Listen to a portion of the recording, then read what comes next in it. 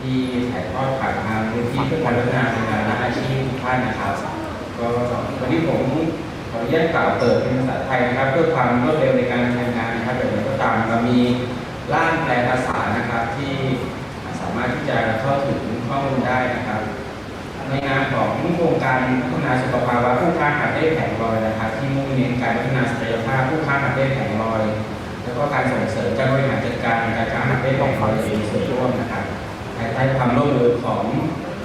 สถาบันวิจัยสังคมในโรงพยาบาลมหาวิทยาลัยนะครับมูลนิธิเพื่อการพัฒนาแรงงานอาชีพนะครับแล้วก็สำนักงานกองทุนสนับสนุนการสร้างเสริมสุขภาพนะครับก็ขอขอบพระคุณท่านที่เข้ามาร่วมการเสวนาในวันนี้นะครับกรุงเทพมหานครนะครับถ้าเทียบแล้วเนี่ยก็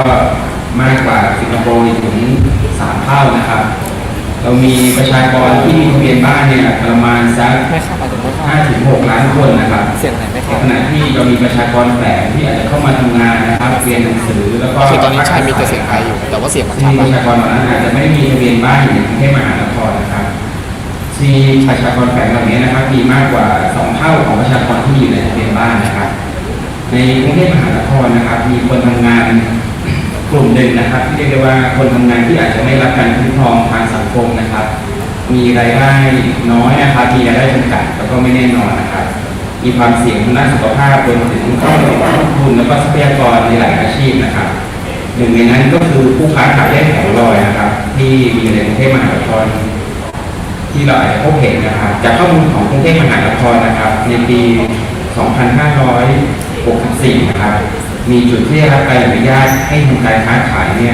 171 จุดนะครับ3 ปีต่อมานะครับในปี 2567 นะครับมีพื้นที่ที่ได้รับการอนุญาตเนี่ยลดลงกว่า1 ใน 3นะครับเหลือเพียง68 จุดนะครับนอกจากนี้เนี่ยยังมีจุดที่เรียกว่าไม่ได้รับการอนุญาตให้เป็นจุดที่ผ่อนผันให้ทำการค้านะครับมีประมาณอีก700 กว่าจุดนะครับก็จำนวนจุดผ่อนผันเหล่านี้ก็ลดลงด้วยนะครับปัจจุบันนะครับกรุงเทพมหานครนะครับได้ออกกฎระเบียบเรียกว่ากฎระเบียบการทำการค้าใหม่ครับมีข้อกำหนดต่างๆที่มีความน่าสนใจนะครับก็คือว่ามีการกำหนดพื้นที่ทางการค้าเนี่ยมีความกว้างของฟุตบาทที่ต้องเหมาะสมนะครับถ้าเกิดว่าพื้นที่แคบไปเนี่ยก็ไม่อนุญาตให้ทำการค้านะครับมีการกำหนดคุณสมบัติของผู้ค้านะครับที่จะต้องเป็นผู้ที่มีรายได้น้อยนะครับเรื่องความเห็นแล้วก็มีการเปิดรับฟังความเห็นของเจ้าหน้าที่ภาครัฐนะครับต่างๆเจ้าของอาคารประชาชนรวมถึงคนเดินเท้านะครับแล้วก็ที่สำคัญก็คือว่ากฎระเบียบเหล่านี้นะครับกำลังจะถูกปรับใช้แล้วก็ประกาศพื้นที่ใหม่นะครับภายในมิถุนายนปี2568ให้ถึงนี้นะครับในขณะเดียวกันนะครับกรุงเทพมหานครเนี่ยได้จัดพื้นที่เอกชนนะครับพื้นที่ของตลาดของภาครัฐแล้วก็เอกชนนะครับรวมถึงจัดทำสิ่งที่เรียกว่าฮอกเกอร์เซ็นเตอร์นะครับในบางพื้นที่นะครับมีโครงการหลายโครงการเกิดขึ้นนะครับโดยเฉพาะอย่างเช่นโครงการฮัลโหลหาบเล่นะครับที่เกิดขึ้นที่3 ย่านมิตรทาวน์เป็นต้นนะครับ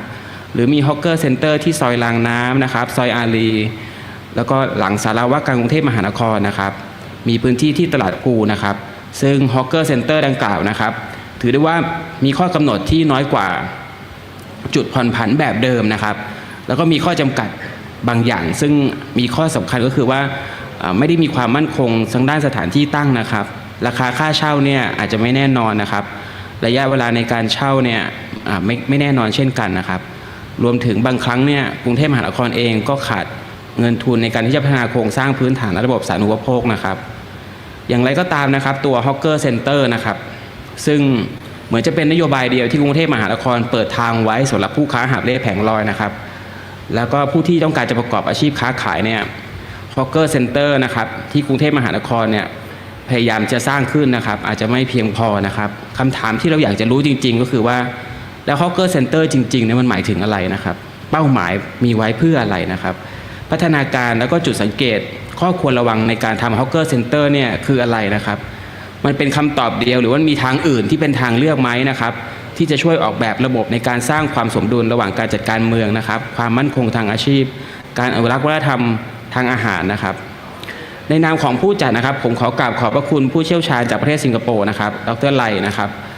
ดรไลชีเคียนนะครับแล้วก็คุณ KF ซีโต๊ดนะครับเป็นอย่างสูงนะครับที่ได้มาแบ่งปันประสบการณ์อันล้ำค่าเกี่ยวกับบทเรียนการพัฒนาฮอกเกอร์เซ็นเตอร์นะครับว่ากรุงเทพมหานครนะครับควรเดินตามหรือไม่นะครับหรือว่าควรเดินตามอย่างไรนะครับรวมถึงขอขอบพระคุณท่านผู้ช่วยศาสตราจารย์ดรพิษพงศ์สวัสดิ์นะครับที่วันนี้ท่านติดธุระไม่สามารถเข้ามาร่วมเวทีในวันนี้ได้นะครับขอขอบพระคุณท่านวิทยากรในการเสวนานะครับคุณภูนทรัพย์สวนเมืองตุลาพันธ์แล้วก็อาจารย์วิชยาโกมินนะครับรวมถึงขอขอบพระคุณนักวิชาการนะครับสื่อมวลชนแล้วก็ผู้แทนหาบเล่ผังลอยที่ให้ความสนใจทุกท่านนะครับแล้วก็หวังเป็นอย่างยิ่งนะครับว่าการบรรยายพิเศษแล้วก็เวทีเสวนาในวันนี้นะครับจะเป็นจุดเริ่มต้นในการเปิดบทสนทนานะครับใหม่ๆนะครับแล้วก็เป็นก้าวสำคัญในการที่จะออกแบบนโยบายสาธารณะนะครับที่จะตอบโจทย์ทั้งด้านเศรษฐกิจสังคมวัฒนธรรมเพื่อจะสร้างเมืองที่ไม่ทิ้งใครไว้ข้างหลังอย่างแท้จริงครับขอบพระคุณครับ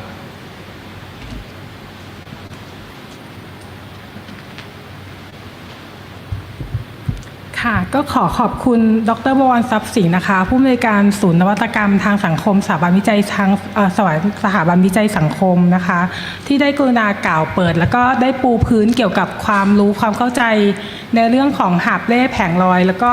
ความเปลี่ยนแปลงในเชิงนโยบายต่างๆที่เกิดขึ้นนะคะในแบบกระชับนะคะในช่วงเวลาต่อไปนี้นะคะจะขอนำทุกท่านเข้าสู่ช่วงปาฐกถาพิเศษค่ะซึ่งจะขอเริ่มต้นด้วยคลิปวิดีโอซึ่งฝากมาจากท่านอาจารย์พิษพงศ์สวัสดิ์นะคะท่านเนื่องจากว่าท่านติดภารกิจนะคะแต่ว่าจริงๆแล้วท่านอยากมาร่วมงานแล้วก็ได้พบปะกับทุกท่านมากเลยนะคะค่ะ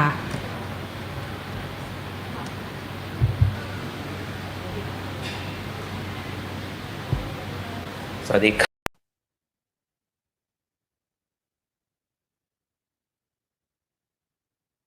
สวัสดีครับก็ต้องกราบขอโทษทุกท่านนะครับที่ผมไม่ได้มีโอกาสไปร่วมด้วยครับตอนแรกก็เอ่อได้รับปากว่าจะไปเป็นส่วนหนึ่งของผู้อภิปรายนะครับแต่ว่าวันนี้ก็คิดว่าเราจะได้ประโยชน์มากๆนะครับจากการที่ได้มาฟังนะครับในประเด็นเรื่องฮอกเกอร์เซ็นเตอร์ที่สิงคโปร์นะครับซึ่งผมคิดว่ายังแปลได้ยากอยู่ว่ามันคืออะไร นะครับบางทีเราจะเรียกว่าเป็นหาบเล่แผงลอยได้ไหมหรือว่าศูนย์หาบเล่นะครับซึ่งมันไม่ใช่ศูนย์อาหารอย่างเดียวมันเรียกว่าศูนย์หาบเล่นะครับซึ่งก็เวลาทำมันมีหลายแบบนะครับแล้วก็ผมเองก็มีโอกาสได้ไปสัมผัสกับสิ่งนี้มาเป็นเวลาเป็นสิบปีนะครับแล้วก็จะมาขอแนะนำแล้วก็ยืนยันว่าสองคนที่มาวันนี้เนี่ยนะครับเป็นตัวจริงนะครับในเรื่องนี้ทั้งคู่นะครับอาจารย์ซีเค นะครับซีเคไลนะครับก็เป็นทั้งเพื่อนร่วมเรียนกับผมที่ต่างประเทศนะครับแล้วท่านก็เป็นนักวิชาการที่เชี่ยวชาญนะครับด้านประวัติศาสตร์สถาปัตยกรรมนะครับโดยเฉพาะสถาปัตยกรรมเมืองนะครับแล้วก็ท่านก็เป็นคนที่ทำงานเรื่องประวัติศาสตร์หาบเล่แผงลอยมานานนะครับส่วนคุณชีโต้เนี่ยนะครับท่านก็มีโอกาสได้ไปเจอท่านที่นู่นด้วยนะครับท่านก็คุยให้ฟังเยอะนะครับเรื่องความสำเร็จของสิงคโปร์ในเรื่องของการที่จะทำเอาสิ่งนี้นะครับวัฒนธรรมคือตอนแรกมันเรามีเรียกว่าวัฒนธรรมมันคือเอาหาบเล่แผงลอยแล้วก็มองว่าหาบเล่แผงลอยเป็นวัฒนธรรมเนี่ยนะครับไปสู่การยอมรับของระดับนานาชาตินะครับได้รางวัลยูเนสโกนะครับเป็นมรดกโลกแบบหนึ่งนะครับแทนที่จะมองว่าเป็นปัญหาแต่วันนี้เราจะได้ฟังเนี่ยเราจะได้เห็นนะครับว่ามันยาวนานขนาดไหนนะครับกว่าการต่อสู้นี้มันจะมาถึงนะครับแล้วก็ผมสรุปสั้นๆบางอย่างที่ได้เรียนรู้นะครับทั้งการอ่านงานของอาจารย์ซีเคได้คุยนะครับซึ่งวันนี้ก็คงจะได้ฟังในรายละเอียดนะครับก็คือว่าคือมันปัญหามันเป็นปัญหาคลาสสิกนะครับเรื่องของหาบเล่แผงลอยนะครับแต่ว่าในสิงคโปร์เองเนี่ยมันก็มีข้อถกเถียงกันในหมู่รัฐบาลว่าจะจัดการเรื่องนี้อย่างไรนะครับแล้วชัยชนะมันก็ไม่ได้มาง่ายๆนะครับมันก็มาจากการที่เขาจะต้องสร้าง สมดุลกันนะครับระหว่างปากท้องของผู้คนนะครับแล้วก็ระเบียบนะครับแล้วทีนี้เนี่ยสิ่งที่มันสำคัญกว่านั้นคือการทำปากท้องของผู้คนนะครับแล้วก็ระเบียบนะครับแล้วก็เศรษฐกิจภาพรวมนะครับแล้วก็ยกระดับมาเป็นเรื่องของวัฒนธรรมที่กลายเป็นจากสิ่งซึ่งพูดง่ายๆว่ารังเกียจนะครับสิ่งที่เรามองว่าเป็นไม่ใช่ของที่จะเอามาเชิดชูหรือเชิดชูเฉพาะกลุ่มเนี่ย กลายเป็นวิถีชีวิตจริงๆของผู้คนที่ไม่ได้แปลกปลอมคือบางอย่างเนี่ยในงานวัฒนธรรมเนี่ยเราจะพบว่าอ่ะ เราจากเสริมการท่องเที่ยวแล้วก็จับคนมาลำมาแต่งตัวซึ่งมันไม่ใช่วิถีไงไม่ใช่วิถีประจำวันนะครับแต่ว่าไอ้เราจะมองหาบเล่แผงลอยยังไงให้มันเป็นเรื่องประจำวันจริงๆแล้วก็ไม่ได้มองว่าเป็นปัญหา แต่การไม่ได้มองว่าเป็นปัญหาไม่ใช่ละเลยนะครับก็คือแปลว่าจัดการกับปัญหาที่เคยมีจนมันไม่ได้กลายเป็นปัญหาแต่ไม่ได้แปลว่าต้องทำให้มันหมดไปนะครับผมคิดว่านี่คือความท้าทายของการทำความเข้าใจนะครับทีนี้ในประเทศไทยเองผมคิดว่าอาจจะมีความแตกต่างอยู่นะครับหนึ่งก็คือเรื่องความเข้าใจที่มีกับหาบเล่แผงลอยโดยเฉพาะตอนนี้ที่มันอันตรายจริงๆเนี่ยมันไม่ใช่ในหมู่เฉพาะเจ้าหน้าที่รัฐนะครับเพราะเจ้าหน้าที่รัฐก็มีหลายระดับ นะครับผมคิดว่าเจ้าหน้าที่ระดับกทมเองไม่อยากจะทำอะไรมากนะครับเพราะว่าเขาก็ต้องเผชิญกับสิ่งเหล่านี้ทุกวันนะครับแต่ว่ามันขึ้นกับมุมมองของผู้บริหารจริงๆว่าผู้บริหารจะมองเรื่องนี้ยังไงเรื่องที่หนึ่งแต่ว่าเรื่องที่สองที่ผมคิดว่าสำคัญกว่านั้นคือผู้บริหารเองจะสื่อสารกับคนอื่นๆยังไงว่าเรื่องนี้ผู้บริหารอยากให้มองยังไงนะครับฉะนั้นมันจะตรงข้ามกับวิธีคิดของเราที่ผู้บริหารชอบอ้างว่าทำสิ่งนี้เพื่อประชาชน นะครับเผื่อคำถามคือผู้บริหารได้ลงไปเข้าอกเข้าใจประชาชนมากน้อยแค่ไหนนะครับซึ่งอันเนี้ยมันจะโยงไปสู่ประเด็นที่สองคือสังคมมองเรื่องนี้ยังไงประเทศไทยเป็นประเทศที่หน้าไหว้หลังหลอกนะครับบางอย่างไม่อยากให้ทำแต่ทำเต็มกันไปหมดนะครับมีหลายเรื่องนะครับฉะนั้นเราไม่กล้าเผชิญกับความจริงนะครับอันนี้ก็เป็นเรื่องใหญ่จริงๆนะครับแต่ว่าประเด็นที่ผมว่ามันอาจจะยากกว่าสิงคโปร์ก็คือ เรายังไม่มีนโยบายประชากรที่ชัดเจนนะครับเพราะเราไม่มีนโยบายประชากรที่ชัดเจนเนี่ยสิ่งที่มันสำคัญจริงๆก็คือว่าคุณล็อกประชากรไม่ได้ว่าใครเป็นคนที่จะมีสิทธิ์นะครับอย่างสิงคโปร์เองเนี่ยทุกคนที่มีสิทธิ์เนี่ยมันก็คือคนที่เป็นประชากรสิงคโปร์ซึ่งสิงคโปร์มันเป็นซิตี้สเตทนะครับมันเป็นเมืองนะครับแต่ว่าถ้าเป็นกรณีอย่างไทยเนี่ยมันมีการโฟลว์ของประชากรที่ออกมาจากนอกกรุงเทพเข้ามาหางานทำด้วยเนี่ย นะครับอันนี้เนี่ยมันก็ทำให้เราล็อกจำนวนประชากรได้ยากนะครับอันนี้ก็จะเป็นเรื่องใหญ่จริงๆที่ผมคิดว่ามันเป็นปัญหาฉะนั้นผมคิดว่าปัญหามันไม่ได้อยู่ที่การดีไซน์อย่างเดียวหรือไม่ใช่อยู่ที่การจัดระเบียบอย่างเดียวมันเป็นการอยู่ที่เราไม่รู้ว่ามีคนกี่คนที่อยู่ในสนามนี้ครับแล้วยิ่งดูในสถานการณ์ปัจจุบันแล้วเนี่ยนะครับมันมีแต่ต้นทุนมันจะเพิ่มขึ้นหมดนะครับถ้าเราไม่มีสิ่งเหล่านี้นะครับ การใช้จ่ายซื้อของบริหารอะไรออนไลน์ทั้งหมดเนี่ยมันแพงหมดนะครับมันแพงขึ้นจริงๆนะครับดูอย่างกรณีที่สำคัญจริงๆก็คืออย่างถ้าทุกคนอยากทำกับข้าวที่บ้านใช่ไหมครับแล้วก็ใช้ Delivery เนี่ยนะครับต้นทุนของ Delivery เองเนี่ยแน่นอนมันก็อาจจะมีคนเข้ามาเกี่ยวข้องเพิ่มขึ้นแต่ว่าต้นทุนมันสูงขึ้นเรื่อยๆนะครับการสั่งอาหารมาทานนะครับแม้ว่าโอเคมันจะเกี่ยวข้องกับคนจำนวนมากนะครับแต่ผมคิดว่าอันนี้ก็เป็นเรื่องใหญ่ที่ต้องฝากเอาไว้นะครับ ผมก็คงมีเวลาประมาณนี้นะครับแล้วก็ขอบคุณทุกท่านที่สนใจในเรื่องที่ได้คุยกันวันนี้แล้วก็ยืนยันจริงๆครับว่าเอ่อสองท่านที่มาวันนี้เนี่ยเป็นสองท่านที่แบบโอ้โหท่านสละเวลามาในเมืองไทยนะครับเราก็ใช้เวลาในการไปหาเลยนะพวกเราไปหาเขาเขาพาเดินนะครับไม่รู้กี่แบบนะครับแล้วก็ วันนี้ก็มาให้ความรู้กับเราที่นี่ด้วยในรายละเอียดจริงๆนะครับขอบคุณมากครับสวัสดีครับ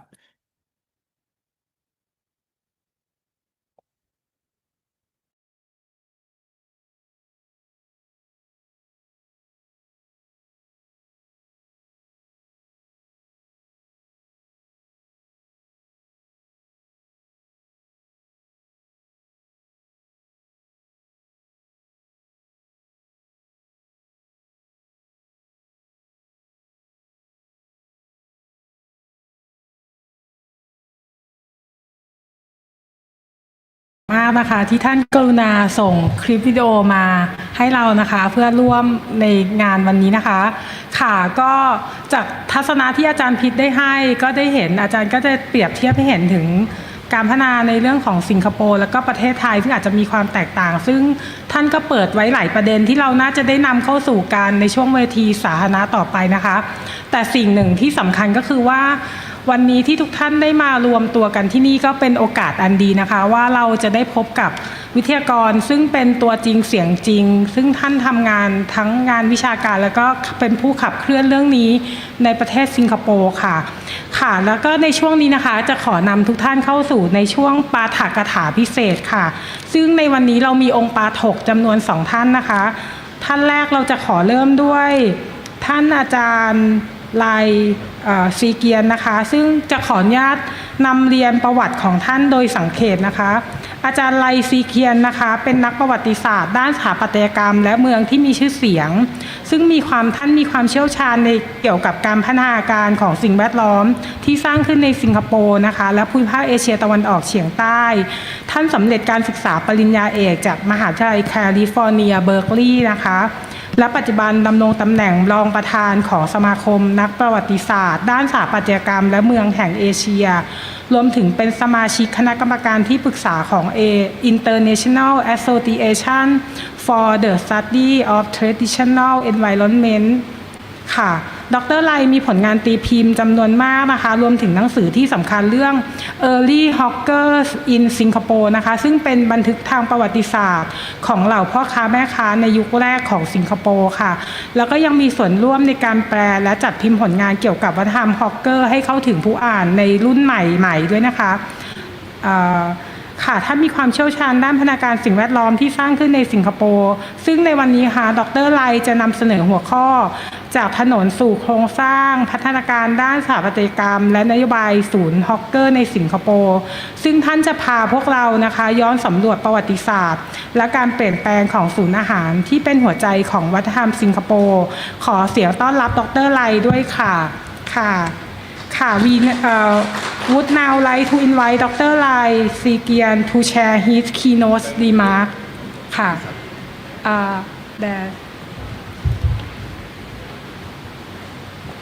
Thank you ขอบคุณครับ Thank you everyone for coming. Thank you to Social Innovation Center and HomeNet and Chula for the invitation to discuss this. The lights here, is it okay to turn off?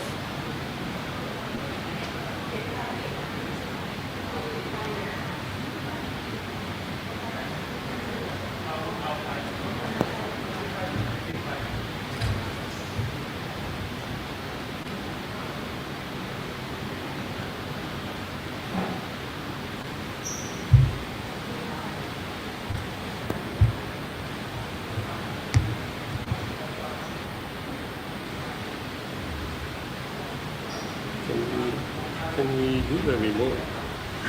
Can we do the remote? Oh.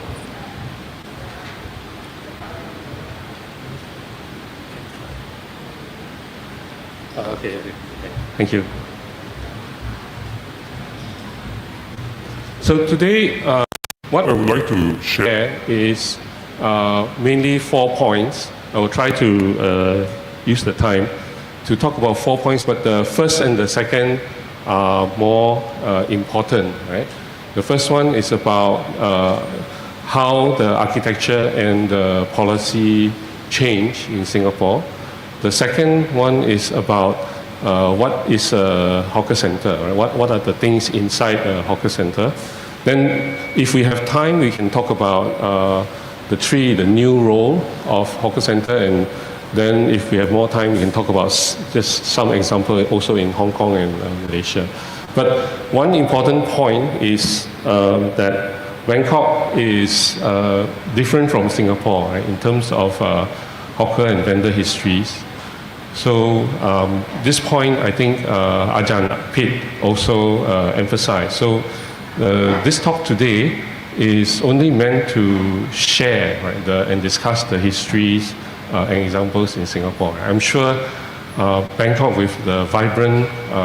vendor culture, right, we also have trouble discussing whether it's hawker or vendor. Bangkok probably can do much better than Singapore, right, if given time. So let's go to the first one, right. I think one of the important points that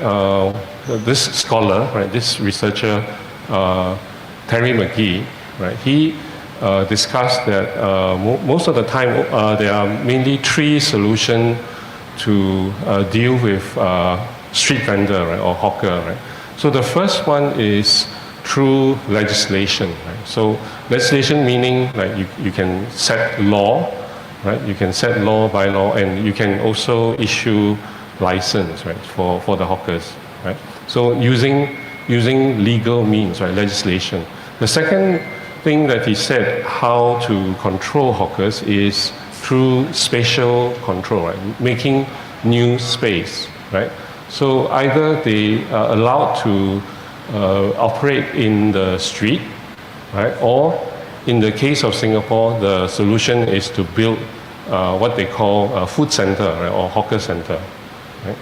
So that's the second one, using space and architecture. The third one is education reform, right? So this is to encourage hawkers, right, to go into other trades or give them some other sort of education or training, right, so that they can move to other forms of livelihood, right? And then the fourth, of course, is, most of the time is a combination, right? Combination of the four, of the three. Okay. So in Singapore, if you look at the spatial structure from the point of view of the building form, there are 4 phases, right? So the first one started very early during the colonial period, 1908 to 1942. So 1942, after that is World War II. Right? So you have a break, right? So after the war, right, because of the war, many people become hawkers again. So it became a problem, and they started to think. In 1950, they started to think again about the problem, right until 1965. Right? So 1965 is when Singapore became independent. Right? Then 1971 is the beginning of the building of many hawker centers up to 1986. Right? Then from 86 to 2011, there's a break. Right? They didn't build any hawker centers up until 2011. Right? So this is from phase 3. So 1, 2, 3, 4. This is 3, and this is also 3. Okay. So in the early days, the colonial have a lot of trying to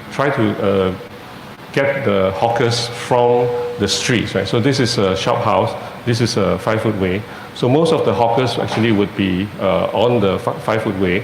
and they start to have control the street, right? This one says no hawking, and then they have license and things like that. Okay?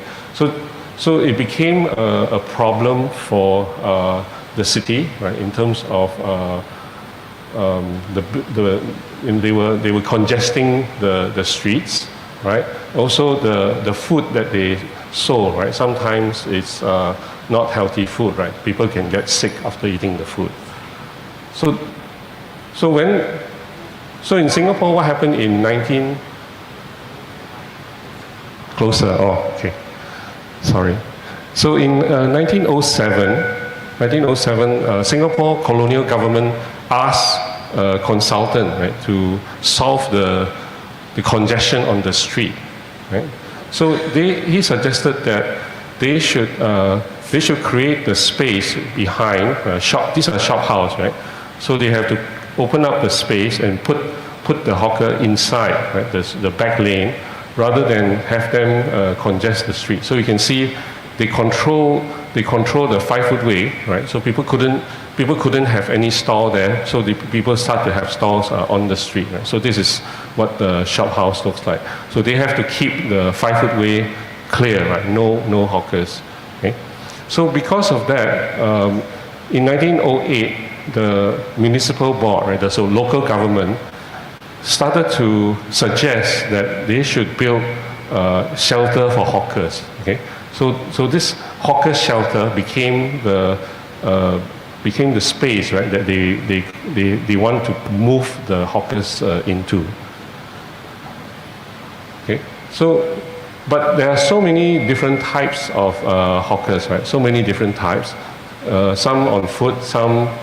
what they call two basket, right? 2 basket hawkers. Then they have 3-wheel carts, or sometimes they just set up the stall. So in the end, right, they felt that only this 2 basket hawkers should go into the hawker center, right? All the others, they should try to move into like restaurant or other sort of spaces. So these are some of the types of hawkers that you used to see, right? So these are the two basket hawkers, right? And then they set up the stalls with their food, right?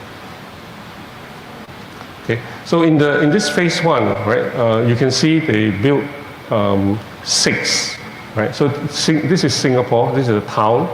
and this is the Singapore River where there's a lot of people working. So there's a lot of congestion. This part here is also very congested. So they built the first few hawker centers here, and then 5 and 6 is further away from the city. Right? So this part is the city. Right? Then this is up to World War II. Right? So after World War II, a lot more hawkers. They have another commission. Right? They did a study, right? And they found that they have no choice, right? Because they have to build. They have to continue building the hawker shelter. Right? So the report says that we have to build more shelters, but they also have two kind of regulations that came out of it. One is that they recommend the use of signage. Right? You have to have a sign, and you have to make sure that the price of the food, right, is on the sign, right?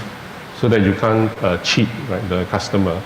Then the second item is that the store, right, the store have to have a store name, right? They have to be connected to a place, right? Okay, so these are the sort of so this is from 1950 to 1965, right? You have phase 2. And in 1965, when Singapore became independent, right, the government started to relook at the hawker issue again, right? So these are the things that are related to the changes for the hawker, right? So first of all, I think the main thing is, when they started this Keep Singapore Clean campaign, right? So because of this campaign, right, the hawkers are seen to make a lot of place, right, not so clean. So hawkers became a target, right, for this Keep Singapore Clean campaign. So they set up an act, right, the Health Act, and then in the same year, right, end of the year, they did a survey, right, how many hawkers they can find, right, and they found 24,000. And 6,000 were in the markets. Of course, this is the official number. Right? We don't know how many are illegal. Okay? So they decided, right, after the survey, decided that they should have short-term solution and long-term solution. Short-term solution is to continue to have licensing, right, and then for proper housing, temporary housing, right, to keep them until the hawker centers are built. But they also set up a social hardship policy. Right? So the social hardship policy is that because the hawkers don't have a lot of advantage, right? They are quite poor, right? So they will give them a special privilege, right? To like, for example, if they have a store, right, in the school, right? So they will give them some concession, right? So they can consider all these people who are disadvantaged, right, in life. Okay? Then the long-term solution, of course, is to build market and hawker center for them. Okay? And so after this, right, after this big survey, they start to design. Right? The first hawker center on its own is Newton Hawker Center. Right? So maybe some of you have visited it. Built in 1971, but it was also built to try to get tourists to visit it, right? Because they plant a lot of trees, right? They have a big car park right next to it. Okay? Then 1971 is also, after 1971, so 1972 is when they start to regulate the food, right? So they have a Sale of Food Act together with the implementation of a food safety and hygiene course, right? So if you are a hawker, you will have to take this course to ensure that your food, right, that you prepare is safe to eat, right? Okay. Then of course, in 1 year later, they have a one hawker, one license policy. So they ensure that through this program, of course, right, that they ensure that they try to regulate the hawkers again. They have to be either local, the citizens, or permanent residents, right? So this is how they are trying to resolve this issue of foreigners, right, entering into the trade, right?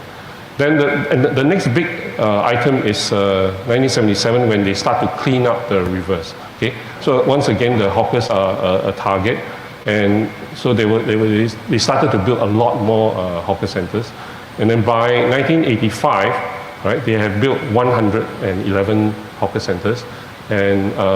they felt that this was enough, right, to cover all the hawkers, right. So you can see it's not an easy task, right? They use different government agencies, right? They have a lot of different authorities that come together to work together in order to sort of solve the cleanliness problem, right? So this is Singapore. The town area is here. This is the catchment area for the rivers, right? So they try to clean all the river system here. So they start to get rid of the hawkers and so on and so forth, right? Along with the cleaning up of the whole town of Singapore, right? Okay, so phase 3, right? Phase 3 is when they built the most number of hawker centers, right? So two of the reasons are the most important. One is for decongesting the urban area, okay? Second is to build HDB market and food centers. So HDB is a Housing and Development Board, right? The housing agency. Okay. Then it also start to move into high-rise building, and then they also start to have air condition. But by that time, air condition should be more like a food court. Okay. So this is about decongestion, right? So this is the museum in Singapore. So you can see, because it is a popular destination, you have a lot of hawkers outside the museum. So they start to move the hawkers away, right? So botanic gardens, Singapore has a botanic gardens that also was very popular with tourists. So they also started to build this hawker center, right, next opposite the botanic gardens, right? So that people could come here and have all the hawkers concentrated here. Okay, so the Singapore town started here, right? But slowly they started to build public housing around this whole area. Right? So this is the nature reserve. They started to build housing estates, right, around this area. So together with the housing estate, they will then also start to build hawker centers, right? But they also have what they call hawker pitches, right? So they have just a blank piece of ground, right? Then they can bid for stalls, right? So this is more like an open air, right? Because the housing is coming up, right? Some of the new towns don't have enough shops, right? So at the night time, right? Some of the vendors will also put the goods along the street. Right? And this became something that we call pasar malam, right? Night market, right? But this night market only serve the people when the estate is new, right? After a while, they also ban the night market. Right? Okay, so in the housing estates, you have the market and food center together, right? So this market will be selling goods, vegetables, and anything else. And then this is where the food center is, right? So this is the Tekka market in Singapore. So this is one level, right? If you go upstairs, then you have the dry goods, right? So another floor of dry goods, right? So you have this part here, which is more or less, like wet, right? And then upstairs is dry. Okay, so you can see this is type 2, right? Phase 2. This is phase 3, right? This is when our friends, right, came to visit us in Singapore, and you can see roughly what the place looks like. Right?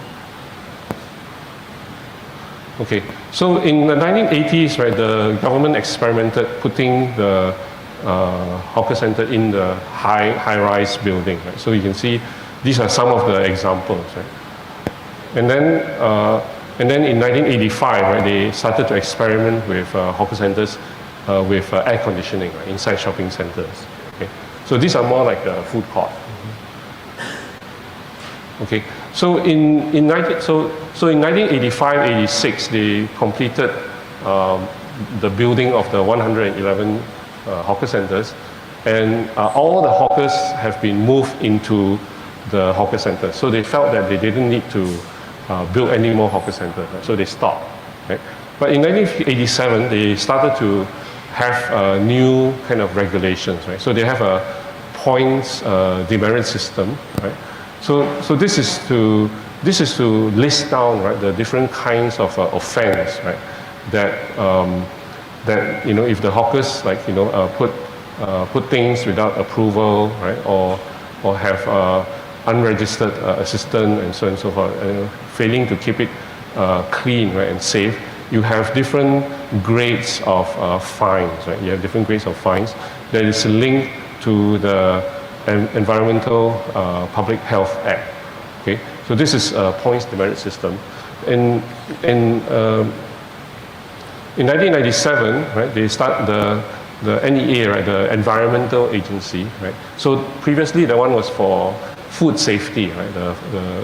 the Singapore Food Service. And 1997, they started to have a grading system, right, to have, say, like A, B, C, D, right, to show, how safe the food is, right? But usually, people don't necessarily go for the A, right? And then after a while, right, they change it to, in 2020, they feel that, food hygiene most of the people have gotten A or B, right? So they start to have another system, right, to show, right, what kind of food hygiene that is. Okay, then from 1985-86, they stopped building hawker centers.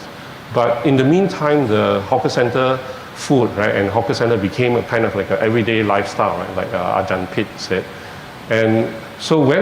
they stopped building, but they realized that they have to start to build new ones from 2011, right? So the phase 4 onwards, from 2011, the hawker center changed look, right? It looks very fancy, right? It has, some of them look like this, right? Okay, so there is a big change, right, after 2011 into a different type of hawker center, right? And this is the model that they call social enterprise or cooperative society, right? So far, this model hasn't worked very well, right? If I'm honest about it, it hasn't worked very well, right? And I think still, right, if we want to look at hawker centers, the phase 2 and phase 3, in my opinion, are the more successful hawker centers. Okay, all right. So let's talk about the architecture and service features. Right. So most of the time, right, it's not air conditioned. Right? No air conditioned. So you have to design a space, right, so that you can have air, right, sort of moving through it. So this is this is the one near my house, right. So you can see, it is sheltered, right? It's quite cool. And then, but sometimes you also need to have ventilation, right? So these are big fans, right? Big fans blowing. And then on top of the store, you have exhaust, right? To take the heat out, right? On the waste heat out. And then you have light, right? Sometimes you design it so that you can have light coming into the space, right? And then on the side you have drain, right, to have the water go away, right? Okay. Then you have a place for returning the trays, right? A washing of the washing area, and then waste collection and toilets, right? I think some of the Bangkok hawker centers have that as well. Okay. Then you have some fire alarm systems, right? Storage for gas cylinders, right? Because the gas cylinder is a pipe in, right? And so most of the cylinders are stored in one place. You have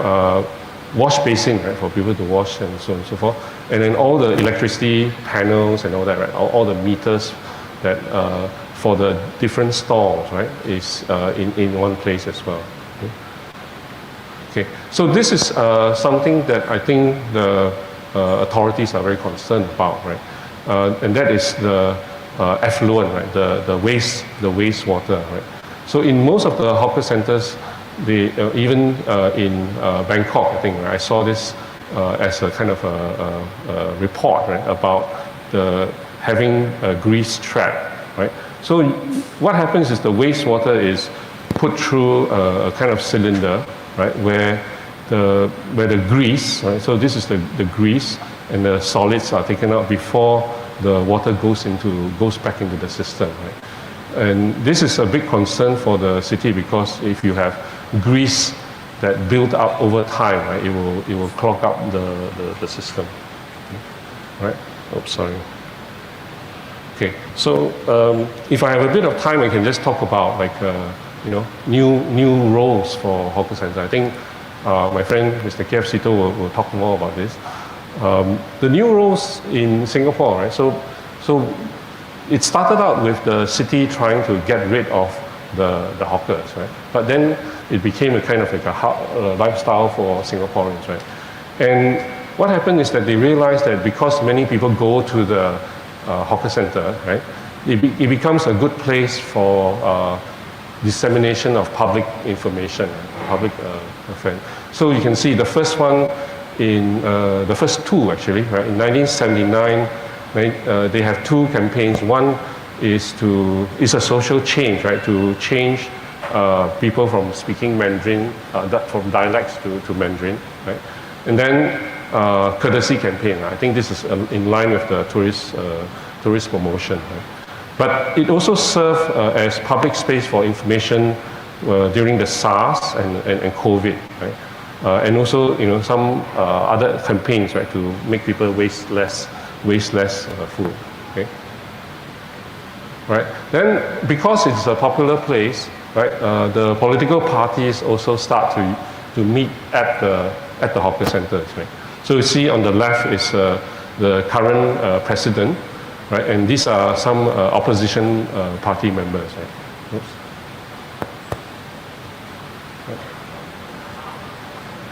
Sorry? Oh, okay. Sorry. Okay, very fast. Yeah. Okay. So then also there are a lot of celebrities. You can see my friend K.F. Seetoh here with Anthony Bourdain. Gordon Ramsay tried to compete with a chicken rice seller, but he lost. Right. So then, you know, you have Michelin stars, and of course Mr. Seetoh's Makansutra, right, which I think he'll talk about. Okay. Then also, right, foreign dignitaries, right. So they bring the foreign dignitaries, this Dame Aung San Suu Kyi, right, Trudeau, and recently, right, this is just May, they have Bill Gates and Macron, right, French leader. Okay. And then in 2019, right, it became UNESCO inscription, right. Okay.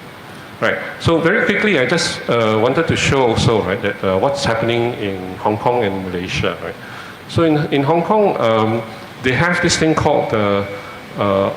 hawker permitted places, right. So this is one example that I photographed. So before, right, it's like this, then after it's like this, right. But what happened is that, so they stop the traffic, right? They stop the traffic from entering, right? And then you can see the stalls here. But all these stalls, right? They have all these containers that are stored inside an alley, right? And then they start to bring them out, and they set up, right? So you can see on the street they have electricity and water, right, for the different stalls, right? And then they start to open up the stall, right? And then they set it up. But there's also a lot of police surveillance. Okay. In Malaysia, right, this is the new capital city, right? They planned the city, but they didn't plan for the lifestyle of the people, right? So what happened? So this is the planned city, right? So normally in a planned city, you should have everything, right? But what happened is they use this area here, a car park area, and they set up different kinds of tents, right? So similar to what you have in Bangkok, but they are all sort of organized, right? And you can notice that the tents, right, have different colors, right? So this part is food, and then you have wet market, and you have some other places. Okay, so this is a temporary, right? Every Tuesday, every Friday, they will build it, and then they will take it down at the end of the day. Okay, so they have a color coding system. There is an agency, right, that allow them to have different tents, and then they can set it up. Okay, so they can put anything underneath the tents. Okay, so in my short sharing today, right, what I wanted to share was the architecture and policy evolution, right, how it changed, the different things that inside a hawker center, and then these are some of the other things, right? So thank you very much. Yeah.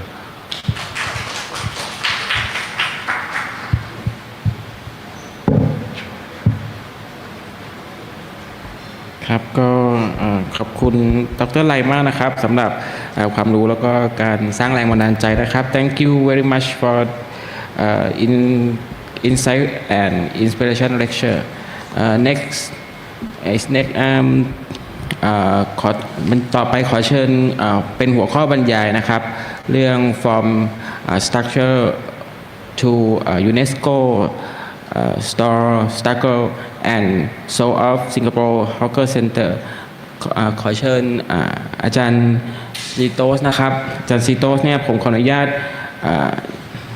กล่าวประวัติของท่านคร่าวๆนะครับให้พวกเราได้รับทราบนะครับอาจารย์ซีโตสเนี่ยเป็นผู้ก่อตั้งมาการสุตรานะครับหรือว่าเป็นแพลตฟอร์มที่มีการส่งเสริมวัฒนธรรมอาหารข้างทางนะครับของสิงคโปร์นะครับผ่านคู่มืออาหารนะครับมีรายการโทรทัศน์แล้วก็มีกิจกรรมที่เกี่ยวข้องกับอาหารนะครับแล้วก็ช่วยในการที่จะสร้างแรงบันดาลใจนะครับแล้วก็ความหลงใหลในอาหารของผู้ค้ารายย่อยนะครับแล้วก็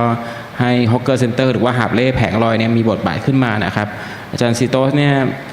ได้กลายเป็นหนึ่งในผู้สนับสนุนหลักนะครับที่ผลักดันให้ฮอกเกอร์เซ็นเตอร์นะครับเป็นฮอกเกอร์เนี่ยเป็นวัฒนธรรมทางอาหารของสิงคโปร์นะครับแล้วก็เป็นที่ยอมรับในระดับสากลนะครับอาจารย์ซีโตสเนี่ยมีบทบาทสำคัญในการรณรงค์วัฒนธรรมที่ได้ขึ้นทะเบียนเป็นมรดกทางวัฒนธรรมของยูเนสโกนะครับในปี 2020 นะครับอาจารย์ซีโตสเนี่ยยังเป็นผู้ที่รู้จักในความพยายามในการที่จะปกป้องแล้วก็ส่งเสริมอาหารของสิงคโปร์นะครับแล้วก็มีการก่อตั้งนะครับUrban Hawker ในนิวยอร์กนะครับมีการนำอาหารฮอกเกอร์ของสิงคโปร์ไปสู่สายตาชาวโลกนะครับคุณซีโตสเนี่ยเป็นกระบอกเสียงของเหล่าฮอกเกอร์นะครับแล้วก็เป็นการสนับสนุนสร้างวัฒนธรรมที่ยั่งยืนนะครับความทุ่มเทแล้วก็ความให้ความสำคัญในวัฒนธรรมอาหารของฮอกเกอร์นะครับได้ขึ้นทะเบียนเนี่ยต้องขอเรียนเชิญอาจารย์ซีโตสให้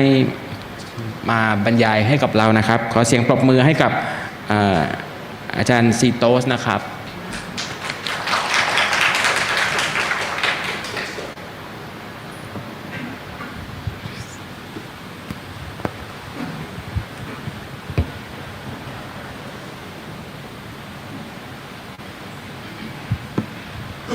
Good morning, everybody. Firstly, I want to thank the Chula Innovative Center, the HomeNet people for inviting me, and I had a great session with them yesterday. We went to visit so many markets. I have a rough idea of the problems and perhaps the potential solutions to street vending in Bangkok. And I also want to thank the BMA for being here to listen to my humble little story. So, how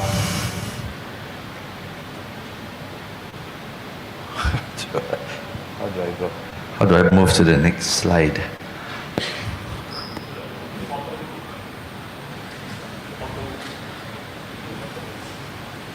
Okay. Okay, my name is KF Seetoh. I was a photojournalist, I'm a writer, but in 1997, I realized that Singapore's hawker food was a culture we did not celebrate. In 1997, I traveled a lot around the world. I see more Thai food in other countries than Singapore food. And I thought, Singapore hawker food is something everybody eats without thinking. Even our ministers, CEOs, ordinary people, students, because we are eating the food of my grandmother, it tells me who I am. That is why I call it food culture. I know where I came from when I eat Hainanese khao man gai. Also, I gave up my photography. I still shoot for myself. And I went into a lot of areas to celebrate Singapore hawker food culture. I did my TV shows, I did a lot of shows, and I had my events. I have a food guide. I do food tours, but I don't sell food. I promote it. Over the years, we've done a lot of stuff. And today I have food courts in Singapore, Philippines, New York. I opened a food court, a food hall in New York Times Square. I brought humble street food vendors, hawkers from Singapore to New York. You will see a bit of it in a while. So let's go back to the story about Singapore food culture. It was very dirty. In the 50s, after or before the war, right after the war, Singapore was third world. It was dirty, it was messy, and the British didn't do much. They were just having high tea at the Raffles Hotel. The people were struggling. But Singapore is a migrant country. When the people came to Singapore from China, India, Arab, and some European nations, they brought their food culture. They sold Indian, Arab food, Chinese, Indonesian, Malaysian food, because the people here wanted food that they are comfortable with. So overnight, Singapore's food culture was so, there's so many variety. It was like a food party, you know. I realized that. But back in the day, it was very dirty. This fella is selling, I don't know, maybe khao kamu or something, you know. This is Chinatown. I think you saw some of Professor Lai's images. Yeah, I know Bangkok looks like this too,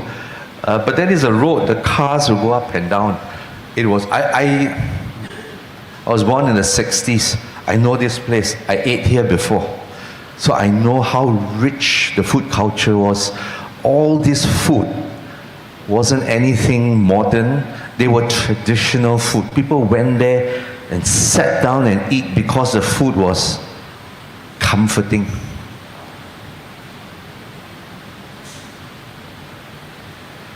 They were like this, satay on the street. People had wet markets on the streets. You can Google them. You know, even old coolies, they started this back in the day, many, many years ago. And it was a problem, a big problem. The government said they are dirty, unregulated, unhealthy. You can get diarrhea, you can get food poisoning, and they throw the water into the drains, which is an environment problem. All these, I'm sure the BMA are very concerned about. They need to keep it clean, healthy, and affordable. So from the 60s onwards, the government came and they evicted everybody. Lee Kuan Yew's government said, get them off the street. They are dirty, they cause public congestion, and it is a mess, a health hazard, an environment hazard. But there was one government officer, Mr. Lee Teng, correct or not, Dr. Lai? He was the director of public services. And he said, Mr. Lee Kuan Yew, sir, you cannot take them off the street. They provide cheap meals for everybody to eat so they can go to work. If you ask somebody to go and cook, they got no time to work. So you have to protect this food culture that feeds everybody. Like in Bangkok, how do you protect the vendors that are selling you 50, 60 baht food? You have to protect that. The people don't earn a lot of money, but they want comforting, reasonably good food. That's a problem. So, Mr. Lee's idea was fantastic. He said, he asked his men, Mr. Daniel Wang, who was the Director General of Public Health when he was young. He told them, you go out to the streets and you record all the vendors, 20,000 of them. So his men went down and told everybody on the street, we are coming to give you a license. We're going to charge you a rent, you're going to pay maintenance, you're going to pay tax. There will be a lot of regulations if you want to sell food. We will give you a license. Otherwise, we will confiscate and we will fine you. So a lot of people who heard about this said, if I'm serious about my food business, I will stay.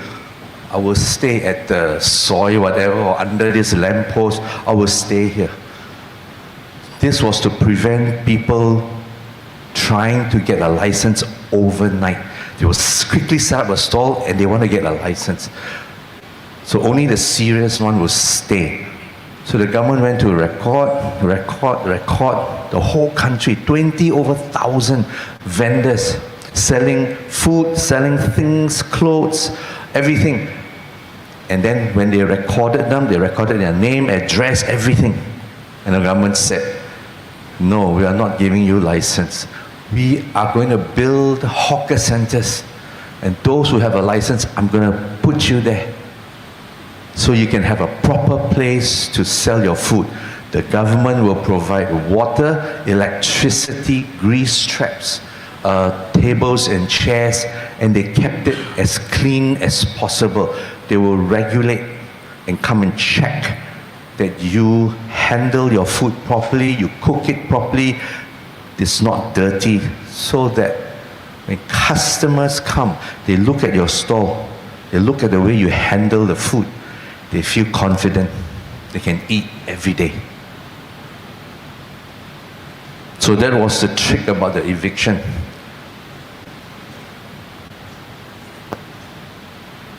So they started building simple hawker centers. This is in the 80s. Just a little stall, they had ventilation, and then you eat, and people came. They are ordinary office people, they came to eat because the food was what they grew up with. It was comfort food. And to me, comfort food is a culture. You have it on your streets, your Isan food, in your north, and your west, all over. There are different types of Thai food. Royal Thai food are sold in some places. I understand your previous king gave recipes to the people so they could eat royal recipes. That is very, very humbling, you know. Now, besides hawker centers that you saw earlier, people also started renting out spaces to create coffee shops. They are small hawker centers. A hawker center has up to 100 stalls. Coffee shops like this has about maybe 8-10 stalls. They are very convenient, nearby. And the rent is comparable to the government-run hawker centers because of competition. private ones don't dare to jack up. I understand there are some private street markets. They can charge you whatever you want. You have no choice. But in Singapore, they are competing with the hawker centers, so they don't dare to overcharge. So you need competition to keep the price affordable for everybody. They will all make money because everybody will go there.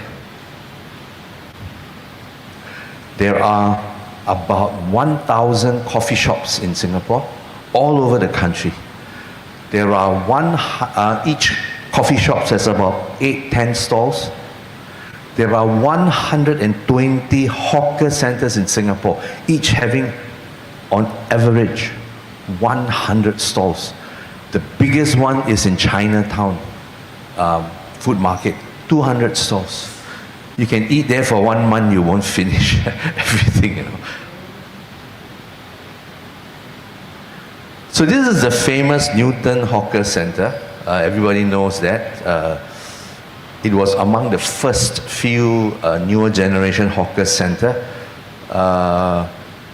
Very popular, but it has a horrible reputation. They cheat tourists.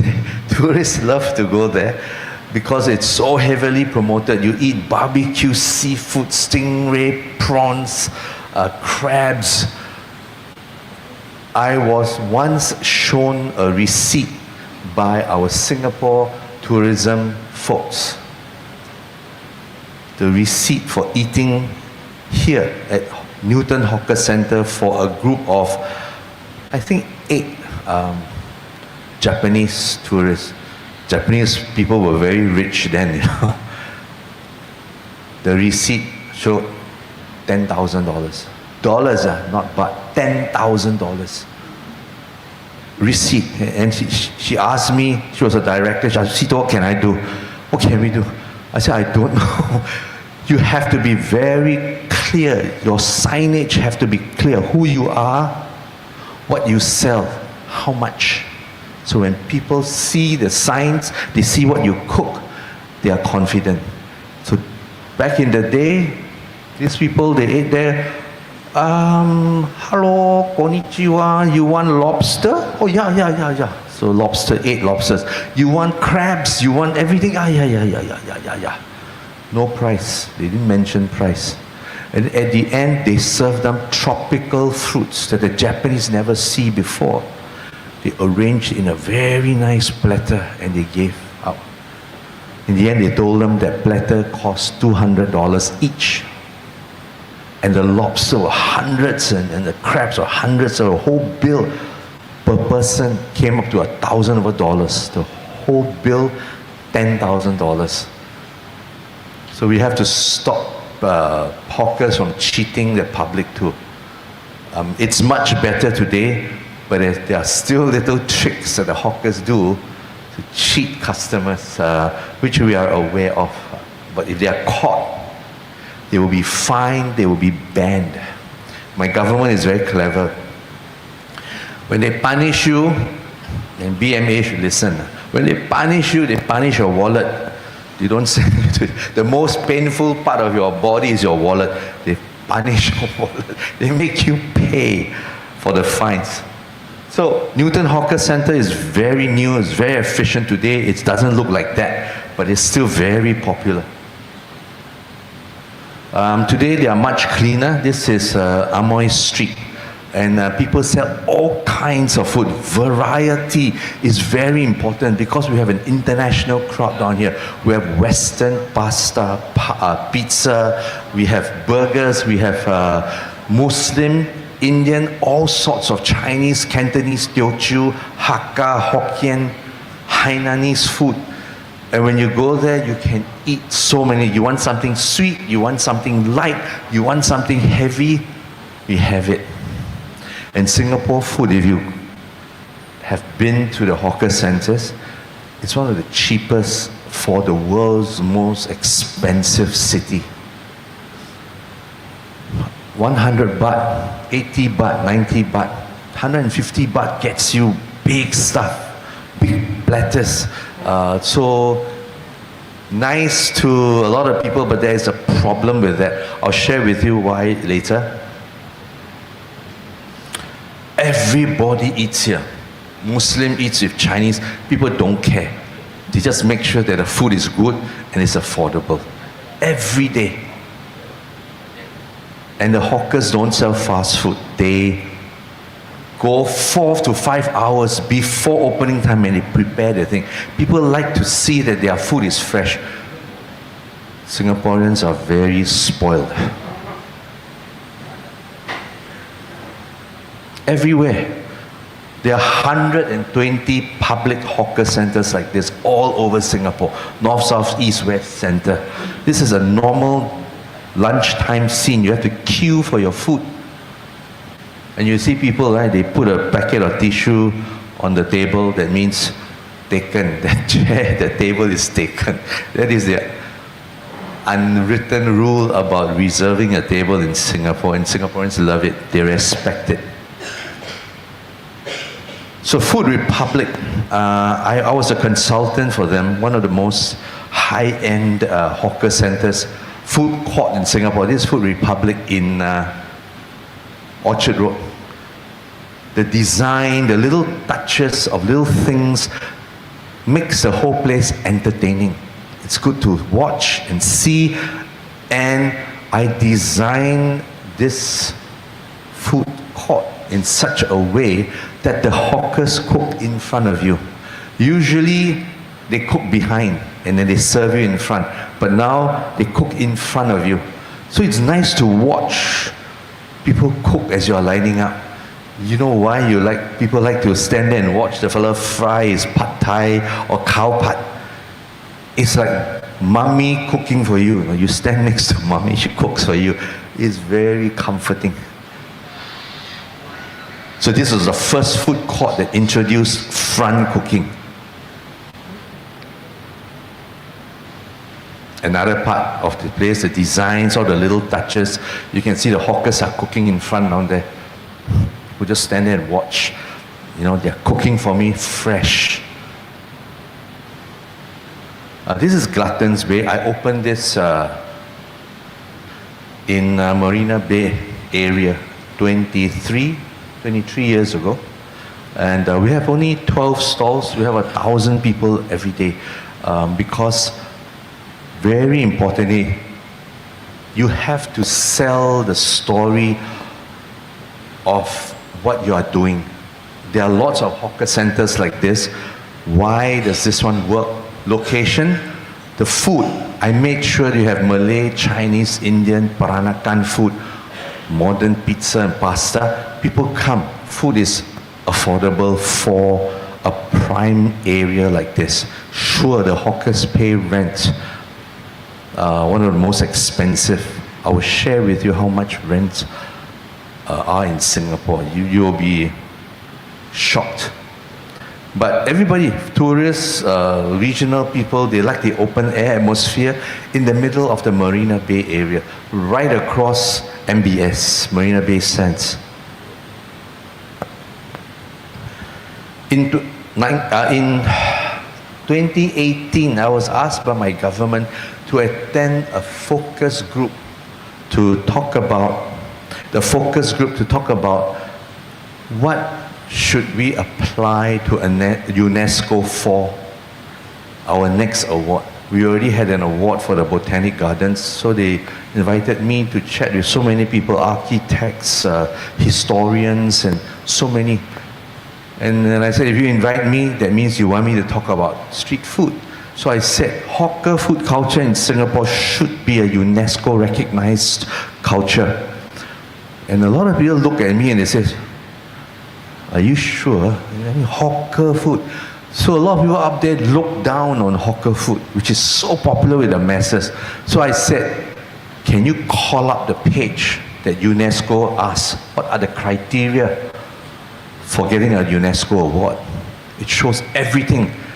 Everybody eats there, all races, all people, high-end, low-end. Everybody, it is a food for the people, by the people, of the people. 4 months after I made that suggestion, our Prime Minister, our then Prime Minister, Mr. Lee Hsien Loong said, let's apply for a UNESCO award in late 2018. 2 years later, in 2020, Singapore received the world's first award for hawker culture. It's not easy getting this award. They want to know that there is continuity. What are the people doing? What is the government doing to keep on improving? To manage hawker centers in Singapore, there's actually a government department that looks after hawker centers, how they are built. They try their best to bring the price down, keep it affordable, and to even encourage a new generation to come and continue. Because if the older generation retire, who's going to take it?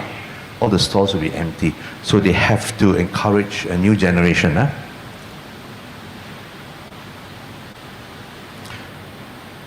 In 2020,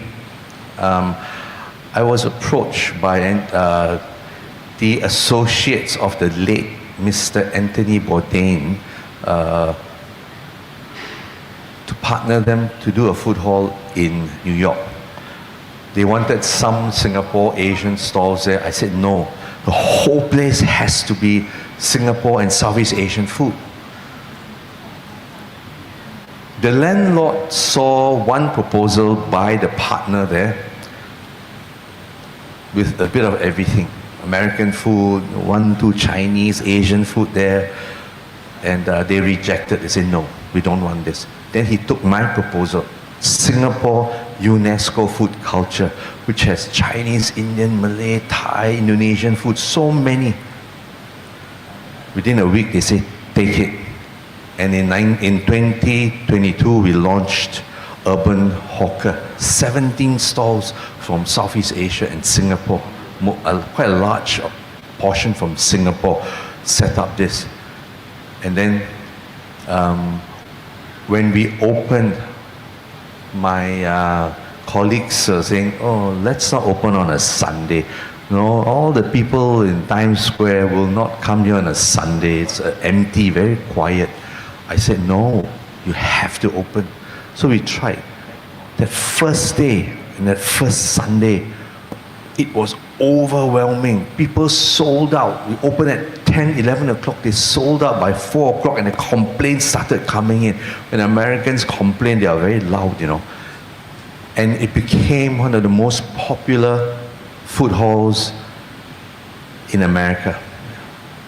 as stated by even the New York Times, who said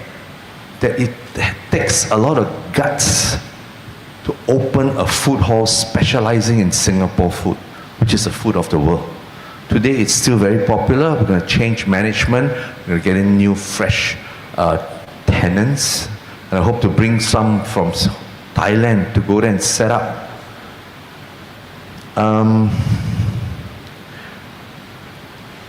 Just to share with you how much people adore and respect food down there. Singapore Hainanese khao man kai. Anybody wants to guess how lai? Per plate, US dollar. Anybody? $5? 15, 18 US dollar khao man kai, with some vegetables and a soup, tofu soup. It is not expensive, normal price. Khao pat, fried rice with pork chop, chicken chop and fish. 17 US dollars, just fried rice only. Because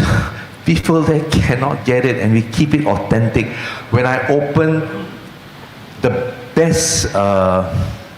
congratulations came from the people. You know, most will come up to me and say, hey, congratulations. But this one came up to me and said, thank you.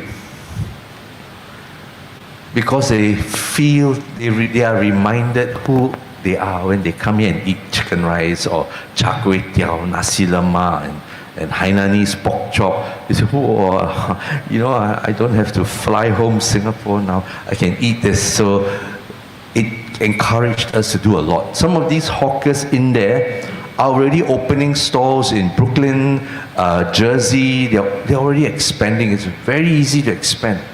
Not difficult once you get through all the licensing requirements. And that's what it is. Just 17 stalls here selling kopi, and then they're selling chicken rice. They have noodles, they have roti and all that. The crowd is like this every lunch, dinner. A lot of people do take out.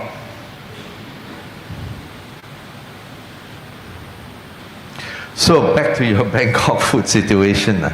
I understand maybe 20, 30 years ago there was 200,000. Today I'm told there's only 10,000 left. All the beautiful street culture. I used to come to Bangkok because I love going to Sukhumvit, and there are all these umbrellas, there are things left, right, center, and I'll wind up buying things I don't need because I love the culture. Remember, it's a culture. Bangkok is unique. Not many country has this. So you must save it, you must celebrate it. There are things to do to get there, to work with the government, but you must get it done. Preservation and restoration. This is what you got to work on. Why, how, who and when.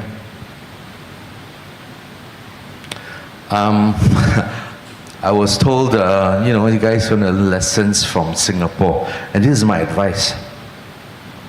Do not copy Singapore. We have a different problem.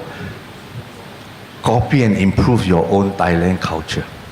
Like Singapore, it was dirty, we have our ideas.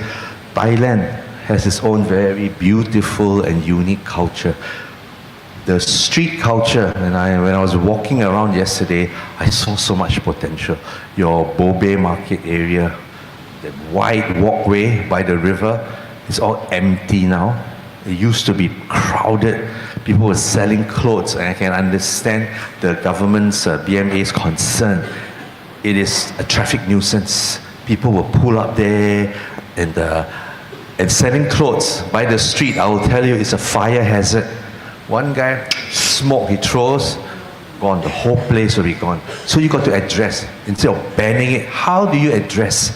these concerns on the street? Yeah, it can be done. Management. There has to be a management company that walks down and up and down and watch. Every store should have a fire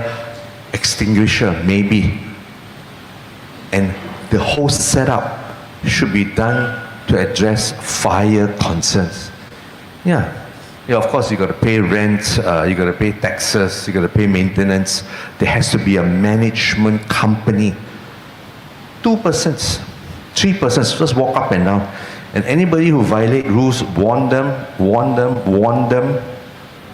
and then give them a fine if they don't listen. Punish the pocket. Your wallet. It can be done. So some people ask, so where are these management companies from? Is the government doing it? No. The government here, no, that's not my job. I let you use a space, you guys to manage. I think there are organizations out there, your social enterprise, social innovation, that can create management companies to run all these street markets. They will be paid, of course. You collect rent, they'll be paid. You know what? It also creates jobs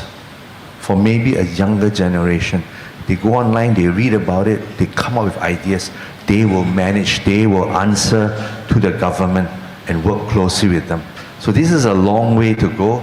but you have to take the first step. There are a lot of issues, but we got to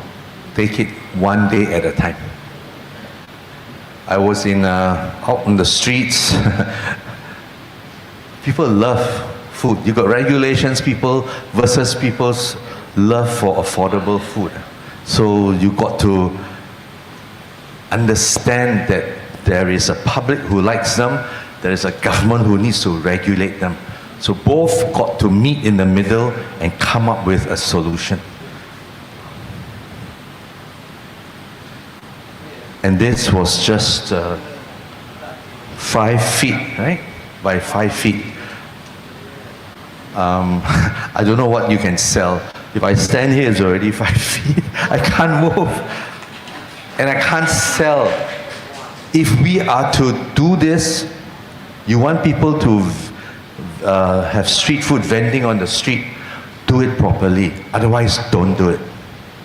5 feet and 5 feet, if the world come to know about it, they will laugh. It's a form of punishment. So rethink. I know the government, they goes, where is the water going? Are you blocking the pathway? Are you creating nuisance? Are people taking up space on the road and blocking traffic? The government is concerned. Those things can be addressed if you sit down and talk about regulations. The hawkers need regulation. They don't mind. They want to make money. It's their livelihood. You cannot take away people's livelihood without providing them with an alternative. I think 100 over 1,000 hawkers are gone. Some of them went to alternative private markets or public markets like Talat Palu, but most of them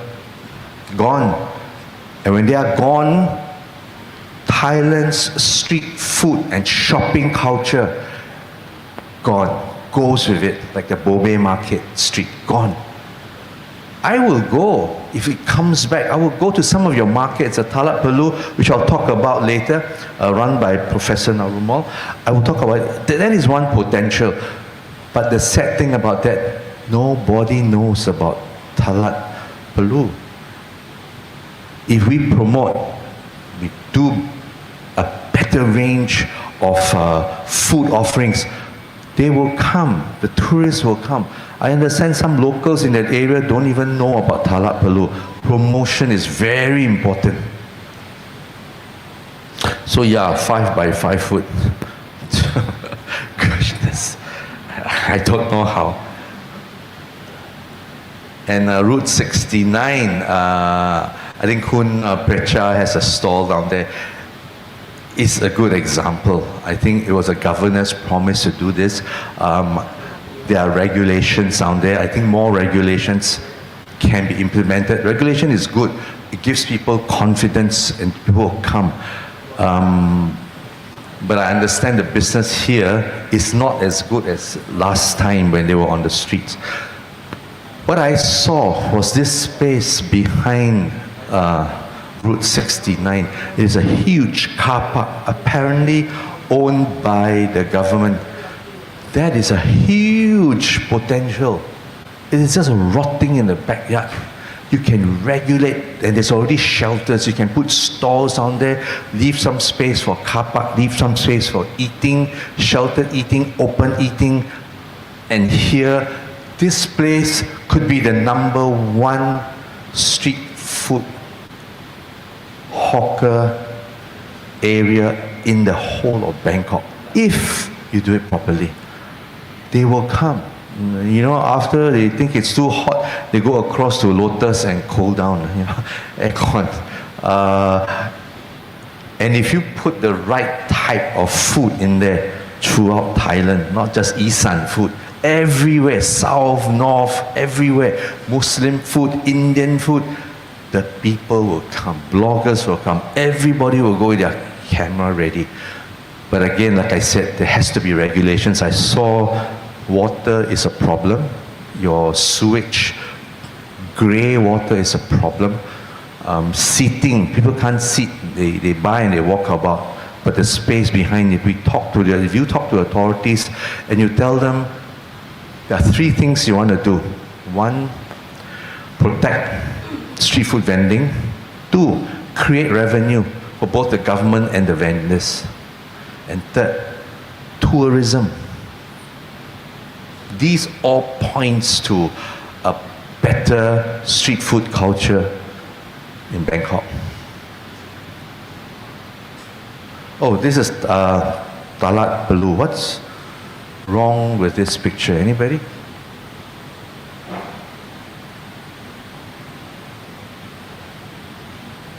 Nobody. It is a beautiful place right under the highway. The toilets are so clean, the place is so clean, people are well organized. I can see ideas for improvement, how to set up the stall nicely, and then sometimes maybe the Chula folks can have advisors to tell them, how do you design your stall front? Give them little ideas. How do you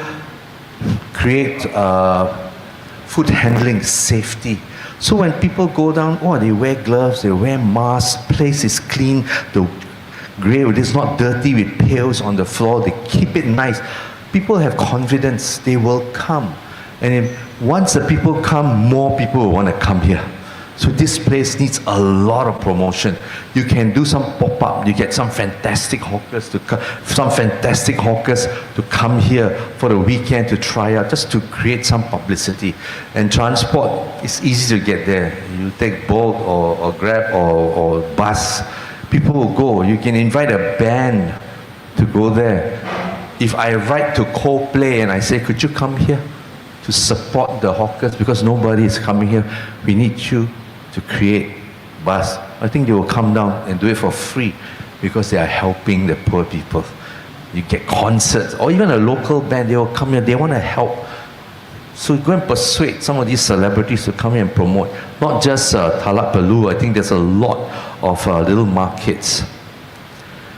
Now, while we take street food vendors and put to Talak Palu and all these other markets, there will be some who want to go back to the street. So you got to balance both. Not everybody can go back to the streets. It's too crowded. 200,000 is crazy. Some has to go to private, public markets, do a lot of promotions for them. And those on the street, natural promotion. People just walk by, they see things.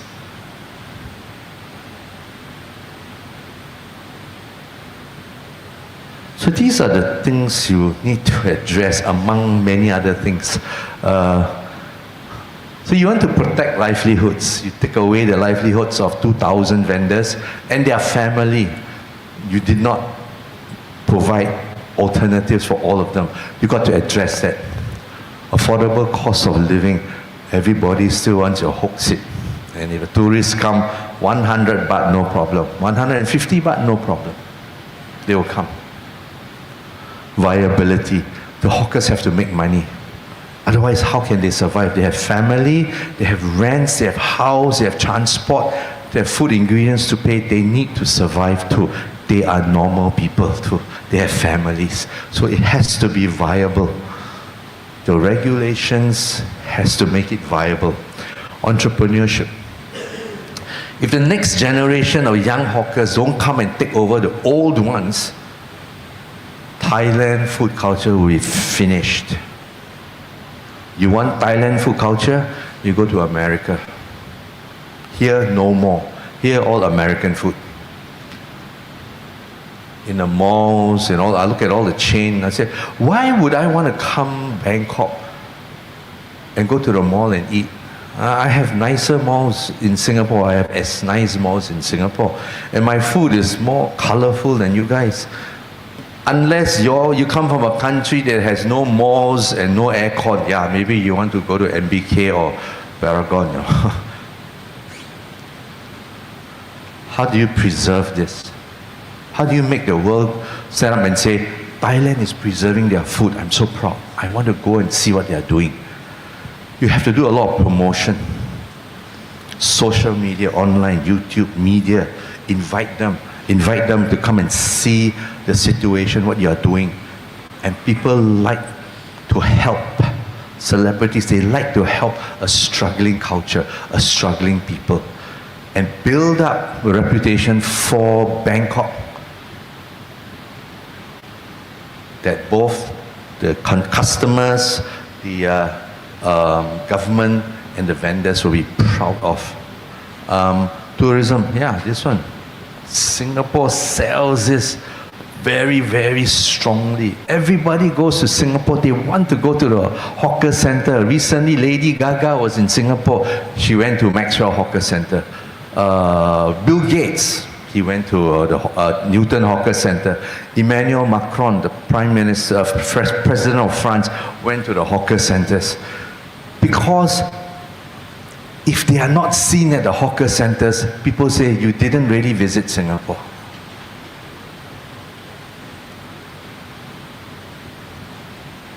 Role model in street food culture. Don't look at Singapore. Singapore has hawker centers. We don't have anything on the streets. Bangkok has it. Thailand has it.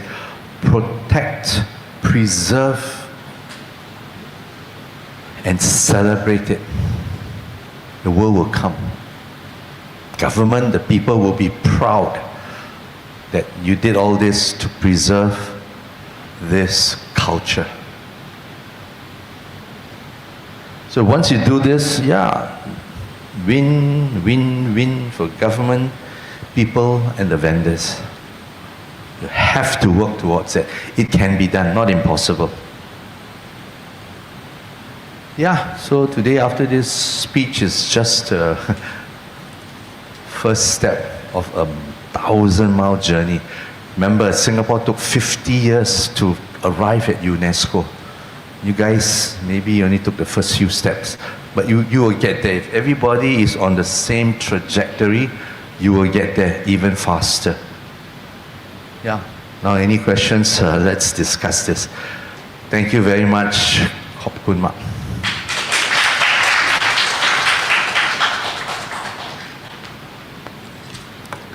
ค่ะก็ขอขอบคุณมิสเตอร์ KF ซีโตอย่างมากนะคะที่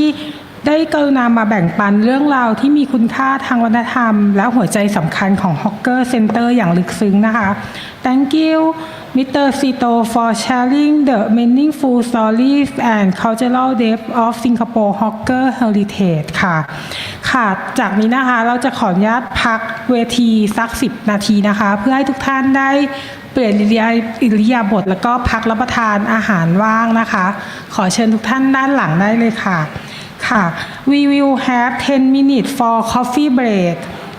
after that we will start public discussion ค่ะ thank you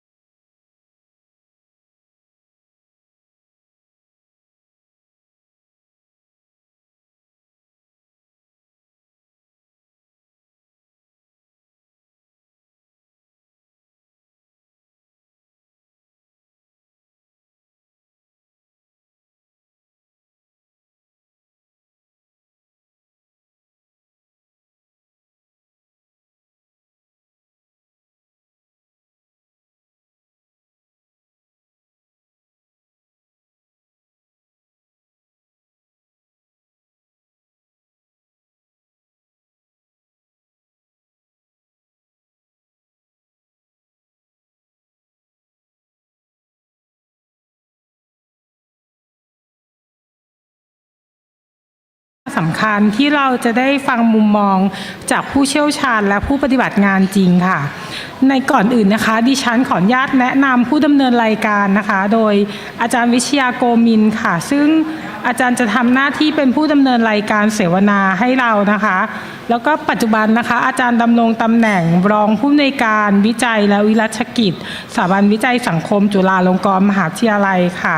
อาจารย์เป็นนักวิจัยที่สนใจประเด็นหาบเล่แผงลอยและกลุ่มแรงงานนอกระบบนะคะโดยเฉพาะอย่างยิ่งการค้าหาบเล่แผงลอย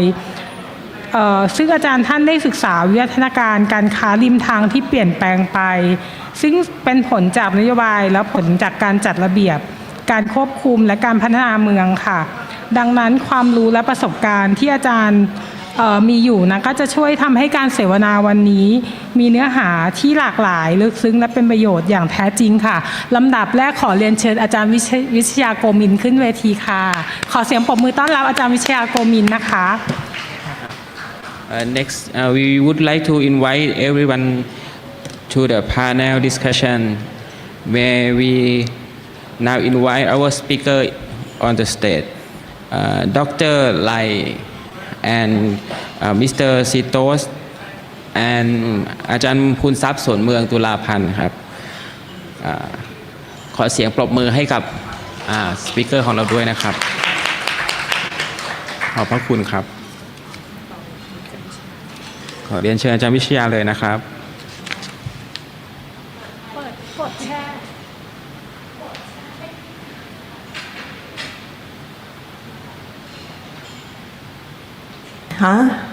สวัสดีค่ะทุกท่านนะคะวิชยานะคะโกมินหรือว่าที่พวกพี่ๆน้องๆจะรู้จักกันดีนะคะว่าเป็นพี่ต่อยนะคะก็รู้สึกยินดีอย่างยิ่งนะคะที่ได้มีโอกาสมานั่งตรงนี้นะคะแล้วก็ได้มีโอกาสได้เขาเรียกว่าอะไรนะไหลชนไหลนะคะกับคนที่มีชื่อเสียงขนาดนี้นะคะแล้วก็เป็นคนที่ทำงานเรื่องหาบเล่แผงลอยเหมือนกันนะคะจริงๆพวกเราอยู่ในกลุ่มที่ทำหาบเล่แผงลอยเนี่ยมาอย่างต่อเนื่องนะคะแต่ว่าเป็นกลุ่มที่ทำงานในประเทศไทยอันนี้เป็นครั้งแรกนะคะที่เราได้มีโอกาสได้เชิญหรือว่าได้เจออาจารย์แล้วก็นักกิจกรรมนะคะที่ทำเรื่องหาบเล่แผงลอยในระดับต่างนานาชาตินะคะแล้วก็รู้สึกขอบพระคุณมากนะคะสำหรับpresentation ของทั้งสองท่านนะคะทีนี้ในอันดับต่อไปนะคะก็อยากจะเชิญหลังจากที่มีการคุยกันแล้วนะคะว่ามีความHawker Center ซึ่งเป็นโมเดลที่สำคัญเนี่ยที่กรุงเทพมหานครแล้วก็ประเทศไทยนะคะอยากจะนำพาหาบเล่แผงลอยของเราเนี่ยให้ไปสู่ตรงจุดนั้นนะคะถือว่าเป็นโมเดลที่เขามองว่าดีนะคะแล้วก็อยากจะทำให้เกิดนะคะเพราะฉะนั้นเนี่ยเมื่อเราได้ฟังตัวเป็นๆของคนที่ทำงานด้านนี้และได้ฟังประวัติศาสตร์แล้วหลายคนคงคิดอยู่ในใจนะคะว่ามันเหมือนหรือมันแตกต่างแล้วมันจะไปยังไงต่อมันมีความเป็นไปได้ไหมในอันดับแรกก็เลยอยากจะเชิญพี่พูนทรัพย์นะคะของพวกเราซึ่งก็ทำเรื่องหาบเล่มาตั้งแต่แรกๆเลยนะคะเมื่อจำหาบเล่แผงลอยเกือบ 200,000 คนเนี่ยต้องออกจากพื้นที่นะคะเราก็ร่วมน้ำตาไหลด้วยกันนะคะแล้วเราก็ผ่านจุดนั้นจนถึงเวลานี้เกือบ10 ปีนะคะพี่ทรัพย์อยากจะถามพี่ทรัพย์ว่าพี่ทรัพย์มองโอกาสและความเป็นไปได้ของการจัดการหาบเล่แผงลอยของเราเนี่ยเป็นไปยังไงนะคะหลังจากที่ได้ฟังจากสิงคโปร์ค่ะเรียนเชิญพี่ทรัพย์ค่ะขอบคุณอาจารย์วิทยานะคะก็ขออนุญาตแบบก่อนที่จะตอบคำถามเนี่ยขออนุญาตพูดเรื่องความรู้สึกหน่อยนะคะว่าเมื่อเช้าได้ฟังแล้วรู้สึกยังไงความรู้สึกที่หนึ่งนะคะก็คือรู้สึกสองด้านในตัวเองเนาะอันหนึ่งรู้สึกแบบตื่นตาตื่นใจนะฟังประสบการณ์ของสิงคโปร์อีกด้านหนึ่งร้องไห้ในใจนะคะเพราะว่าของสิงคโปร์เนี่ยดูที่เขาทำ50 ปีนะคะแล้วก็พยายามมากที่จะผลักดันจนมายืนอยู่จนก้าวไปไกลกว่าไทยมากเนี่ยนะคะแต่ว่าในขณะเดียวกันเนี่ยไอ้มุมที่รู้สึกร้องไห้ในใจก็คือว่าเฮ้ยเมืองเราเนาะกทม.หรือว่าประเทศเรานี่มันเราสูญเสียอะไรไปเรามีแต่เราสูญเสียนะคะ ที่เรามันหาบเล่เราจะหมดไปวัฒนธรรมอาหารกำลังจะหายไปอะไรอย่างเงี้ยนะคะรู้สึกแบบเศร้าใจมากๆนะคะเกิดความรู้สึกสองด้านอันที่สองเนี่ยคือเกิดความรู้สึกว่าคุณซีโตย้ำบ่อยมากว่า sit down and talk เนาะระหว่างราชการกับหาบเล่แผงลอยเราไกลกันขนาดนั้นเลยเหรอฮะเราไกลกันจนเราไม่สามารถที่จะนั่งลงแล้วคุยกันได้เลยนะคะต้องให้คนอื่นมาบอกเราว่าเรา sit down and talk เนาะอันนี้ก็คือความรู้สึกอีกอันหนึ่งที่เกิดขึ้นอันที่สามนี่ต้องชื่นชมนะคะกับทั้งสองท่านนี่นะคะคือมันเป็น power เราเห็นจริงเลย power ของการสื่อสาร power ของความมุ่งมั่นความตั้งใจที่เราจะผลักดันนะคะคือเราเห็นเลยเหมือนกับที่ท่านทั้งสองอาจจะพูดถึงว่าวัฒนธรรมอาหารของประเทศไทยนี่มันน่าสนใจมากอะไรเงี้ยนะแต่แล้วว่าทำไมพวกเราไม่มี power ที่จะผลักดันทำไมสื่อสารมวลชนไม่ช่วยทำไมเขาเลิกถ่ายรูปเนาะเลิกเป็นนักข่าวมาผลักดันเรื่องนี้อะไรเงี้ยนะแต่ทำไมสื่อสารของเราอะนะคะที่มันมีพลังอะทำไมเราไม่ช่วยกันในเรื่องสิ่งเหล่านี้อะไรเงี้ยนะคะเราตอนนี้ประเทศเราสนใจคาสิโนนะคะมากกว่าข้าวอะนะคะทำนองนั้นอะไรเงี้ยนี่คือความรู้สึกนะอาจารย์ทีนี้เวลามีน้อย ได้ฟังจากทั้งสองท่านนี่นะคะแล้วก็ทราบว่าดร.ไหลก็ไปตัดสไลด์บางส่วนแต่ว่าพอดีได้เห็นสไลด์ทั้งหมดของดร.ไหลนะคะโดยส่วนตัวเนี่ยมีความเห็น2-3 อันนะคะอันหนึ่งก็คือสิงคโปร์เขาเห็นความสำคัญของอาหารริมทางหรือว่าฮอกเกอร์หรือว่าคนค้าขายอาหารว่าเป็นส่วนหนึ่งของความมั่นคงทางอาหารนะคะคือเขาใช้คำว่า reform เขาไม่ใช้คำว่า eviction เลยนะคะเขาใช้คำว่าปฏิรูปมันหรือว่าปรับปรุงพัฒนามันมากกว่าที่จะไล่เลิกนะคะมันสะท้อนถึงความที่เขาไม่ประมาทอ่ะคือในการวางแผนของเขาเห็นเรื่องความมั่นคงด้านอาหารเนี่ยเป็นเรื่องที่สำคัญแล้วเห็นว่าฮอกเกอร์เนี่ยนะคะหรือว่าหับเล่แผงลอยเนี่ยเป็นส่วนหนึ่งที่สำคัญแล้วก็อีกส่วนหนึ่งก็คือคนจะมีอาหารการกินที่ดีแล้วก็มีงานทำคือเขามองเห็นสิ่งเหล่านี้ไปด้วยกันทั้งการมีงานทำแล้วก็การที่เรามีอาหารการกินนะคะซึ่งตรงนี้มันเป็นความที่ถ้าเป็นเชิงพุทธเราจะบอกว่าเขาไม่ได้พุทธไม่ได้พุทธะแบบเราด้วยซ้ำเนาะสังคมพุทธะของเราเนี่ยแต่เรากับประมาทเราไม่คิดเรื่องอาหารเราอาจจะหลงละเลงไปไหมว่าประเทศไทยมีอาหารเยอะนะคะจนเราลืมเรื่องอาหารว่าเป็นเรื่องที่สำคัญทุกคนต้องกินน่ะแต่ทำไมเราไม่คิดเรื่องความมั่นคงทางอาหารนะคะอันที่สองเนี่ยคือสิ่งที่เราประทับใจจากบทเรียนของสิงคโปร์คือเขาให้ความสำคัญกับวัฒนธรรมอาหารนะคะเขาเริ่มถ้าเราสังเกตนะคะเขาไม่ได้แน่นอนเรื่องความขัดแย้งของเรื่องการจัดการพื้นที่สาธารณะมีทุกที่ไม่ใช่เฉพาะที่สิงคโปร์แล้วก็ไม่ใช่เฉพาะที่ไทยมีทั่วโลกแต่สิ่งที่สำคัญของเขาก็คือว่าเขาเริ่มจากอะไรเขาเริ่มจากการคุยแล้วเขาเริ่มจากการที่บอกว่าเขาเริ่มจากเรื่องทำเรื่องความปลอดภัยในอาหารเนาะว่าทำยังไงอาหารมันจะปลอดภัยมุมมองที่เขามองคือมองว่าทำไงจะอาหารปลอดภัยจะมีสุขอนามัยที่ดีอะไรเงี้ยนะซึ่งอันนี้คิดว่าสิ่งที่เขาทำเนี่ยมันไม่หลงทางถ้าใช้แนวพุทธอีกอันหนึ่งนะคะก็คือว่าเขาไม่ได้หลงทิศหลงทางนะเขายังอยู่เรื่องวัฒนธรรมอาหารแล้วก็ไม่ได้คิดที่จะไล่คนออกไม่ได้คิดที่จะเอาอย่างอื่นมาแทนนะคะแต่ว่าเขาพัฒนาให้ดีขึ้นเพราะฉะนั้นเราคิดว่าประเด็นที่สำคัญอีกอันของเขาก็คือว่าเขาไม่หลงทางนะคะหลงทางเสียชีวิตใช่ไหมหลงทิศหลงทางนี่มันอันตรายมากนะคะแล้วก็อันที่3ที่สำคัญที่อยากจะเน้นอีกอันหนึ่งคือเห็นว่าเขาให้ความสำคัญกับเศรษฐกิจท้องถิ่นนะคะเขาให้ความสำคัญกับบทบาทของการพัฒนาเศรษฐกิจฐานราก local economy planning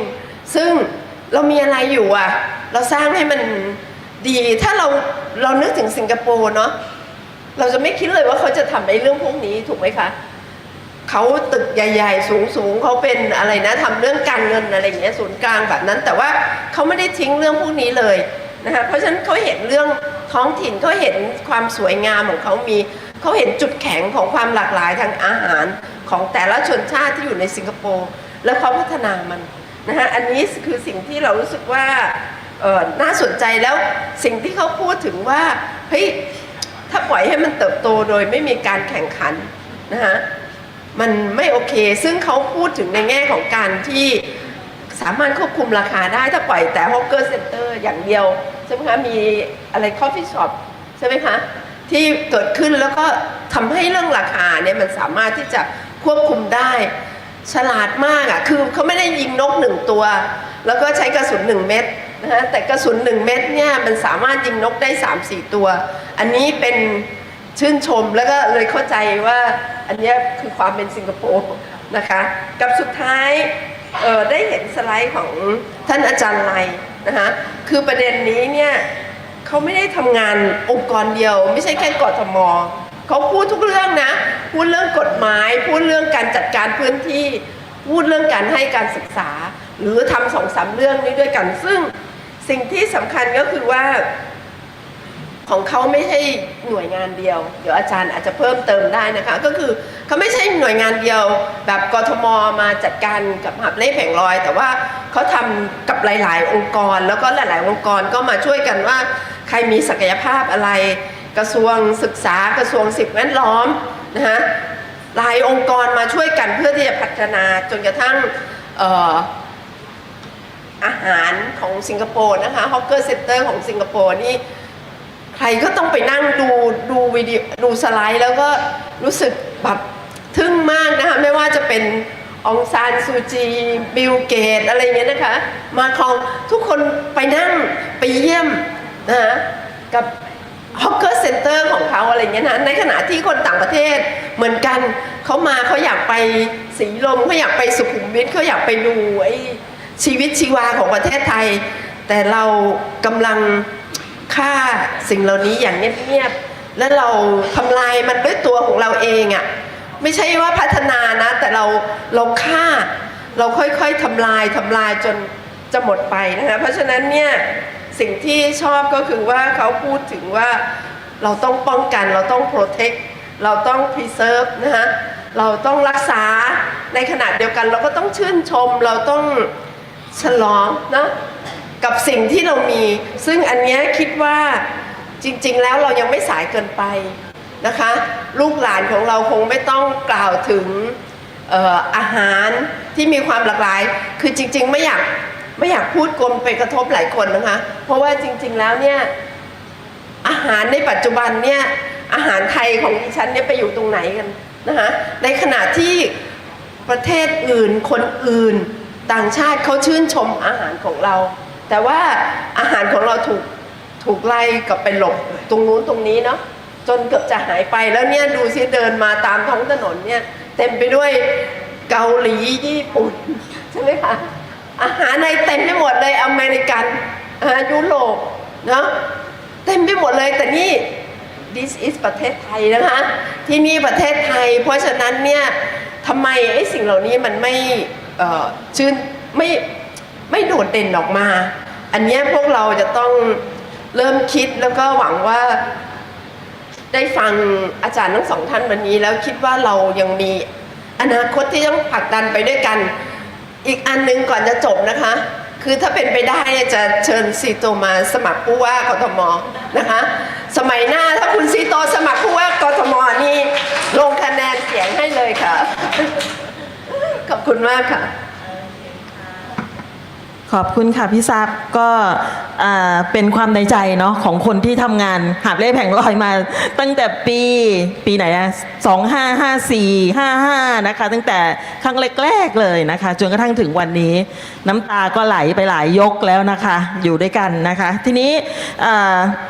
เราก็จะเห็นแล้วค่ะว่าสิงคโปร์ทำได้สิงคโปร์ไม่ได้ทำแค่ฮอกเกอร์เซ็นเตอร์นะคะถ้าดูในประวัติศาสตร์ตามที่อาจารย์ไลเล่าอ่ะความเป็นฮอกเกอร์เซ็นเตอร์มันมีความพยายามของการสร้าง ความหมายคล้ายๆกับเรานะคะจริงๆรัฐบาลไทยเนี่ยก็ผ่านกระบวนการของการทำเรื่องหาบเล่แผงลอยเนี่ยมาหลายยุคหลายสมัยนะคะแม้กระทั่งในสมัยรัชกาลที่5นะคะท่านสร้างตลาดครั้งแรกขึ้นในประเทศไทยเนี่ยก่อนหน้านั้นเนี่ยก็คือพวกเราก็ยังค้าขายกันแบบหาบเล่อยู่นะคะแต่ว่าการที่สร้างตลาดของท่านเนี่ยก็พาคนเหล่านั้นเนี่ยเข้ามาอยู่ในตลาดแต่ว่าในตอนหลังๆนะคะเนื่องจากเราก็คุ้นเคยกับเรื่องของการออกไปซื้อนอกตลาดนะคะก็ยังมีหาบเล่แผงลอยท่านก็ไม่ได้ว่าอะไรนะคะเพราะฉะนั้นเนี่ยมันมีประวัติศาสตร์ของการเปลี่ยนแปลงในเชิงของการเขาเรียกว่าไงนะคะการค้าขายในแบบนี้อยู่ตลอดเวลาในยุคสมัยที่สถานการณ์ที่เป็นเศรษฐกิจที่เป็นไม่ค่อยดีใช่ไหมคะหาบเล่แผงลอยก็ถูกนำเอามาใช้เป็นเครื่องมือในการที่จะแก้ไขปัญหาเศรษฐกิจหรือว่ากระตุ้นเศรษฐกิจซึ่งสอดคล้องกันนะคะกับประเทศสิงคโปร์ที่มีความพยายามในการทำงานเกี่ยวกับการค้าขายของประชาชนมาอย่างต่อเนื่องนะคะอันหนึ่งนะคะที่สำคัญนะคะที่อาจารย์ทั้งสองท่านพูดถึงก็คือว่าอาหารมันไม่ได้ใช่เป็นแค่เครื่องมือทางเศรษฐกิจนะคะแต่ว่าเป็นเรื่องของชีวิตเรื่องของการดำรงชีพนะคะแล้วก็อาจจะเป็นตัวที่จะสามารถกระตุ้นให้เศรษฐกิจของประเทศเจริญเติบโตได้อีกแนวทางหนึ่งนะคะถึงแม้ว่าจะเป็นเพียงเล็กน้อยนะคะเป็นคนเงินจำนวนน้อยเป็นคนที่มีสถานะน้อยนะคะแต่ว่าก็สามารถกระตุ้นได้แน่นอนนะคะจากหลายๆอันจากสไลด์สุดท้ายของท่านอาจารย์ซีโตนะคะทีนี้อาจารย์คะตอนแรกวิต่อยนะคะเตรียมคำถามมาเหมือนกันแต่ว่าเมื่อเห็นความกระตือรือร้นของผู้คนที่สนใจที่จะฟังในเวทีนี้นะคะทั้งใน Facebook แล้วก็นั่งอยู่ในตรงจุดนี้ต่อยรู้จักหลายๆท่านนะคะแล้วก็เข้าใจว่าท่านมาด้วยความเรียกว่าความตั้งใจก็เลยอยากจะให้เวทีนี้ค่ะเป็นการเวทีแลกเปลี่ยนระหว่างผู้ร่วมฟังนะคะแล้วก็ผู้ที่มาอยู่ในเวทีนี้แล้วก็อยู่ใน Facebook ด้วยนะคะว่าอยากจะสนทนาอะไรกับวิทยากรของเราทั้งสองท่านแต่ก็เลยจะขอเปิดฟลอร์เลยนะคะว่าอยากจะถามอะไรมีคนแรกแล้วค่ะเชิญค่ะอาจารย์ค่ะหน้ามาหรือเปล่าคะเนี่ยต้องรีบยกมือนะเขาเดี๋ยวไม่ได้ถามเข้าใจว่าคำถามเยอะมากนะคะใช่ยันมี2คำถามหลักๆนะคะคำถามแรกก็คือว่าดร.ไลเคยพูดว่านะคะบอกว่ากรณีที่สิงคโปร์นี้กำลังมีปัญหาเพราะว่า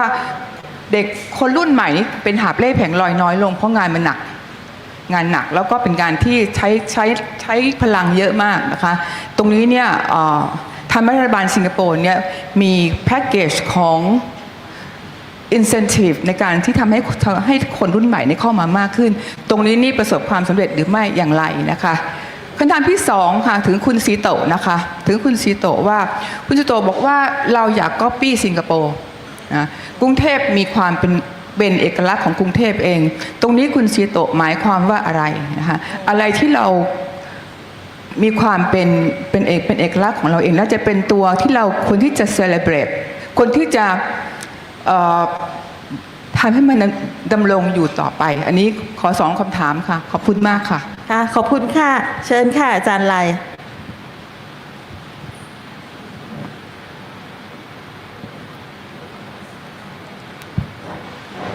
Thank you very much for the questions. I think the first thing to say is that Singapore used to have eviction as well. I think Seetoh has already shown you, and in the beginning it was not a very good process. Right? A lot of people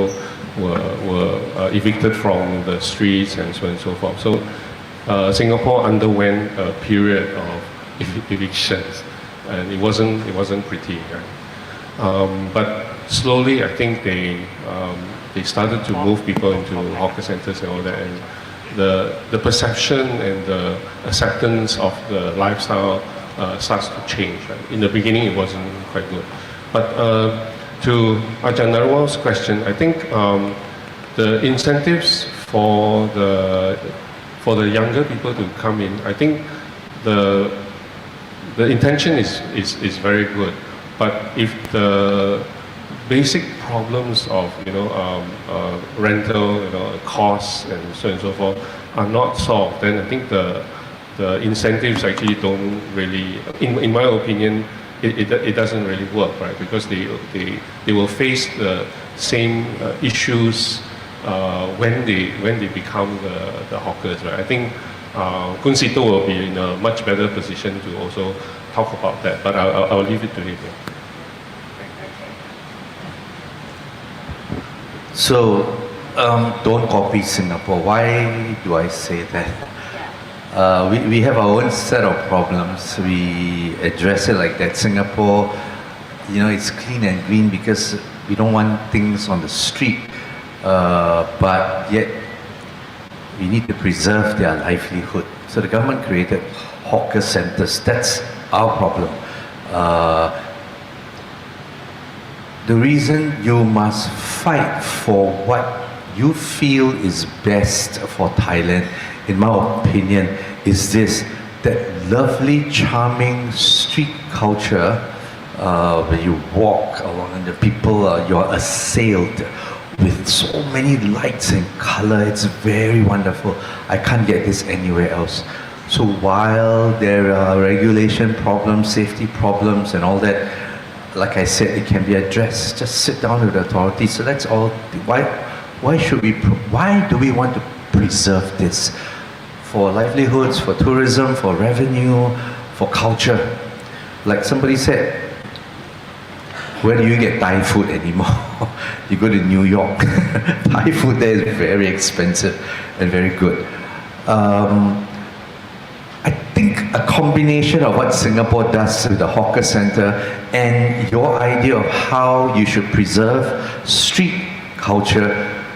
is a solution. You have the best of both. There are already the talats down there. I was talking to Professor Narumol, so I gave her some ideas. I shared with her how more could be done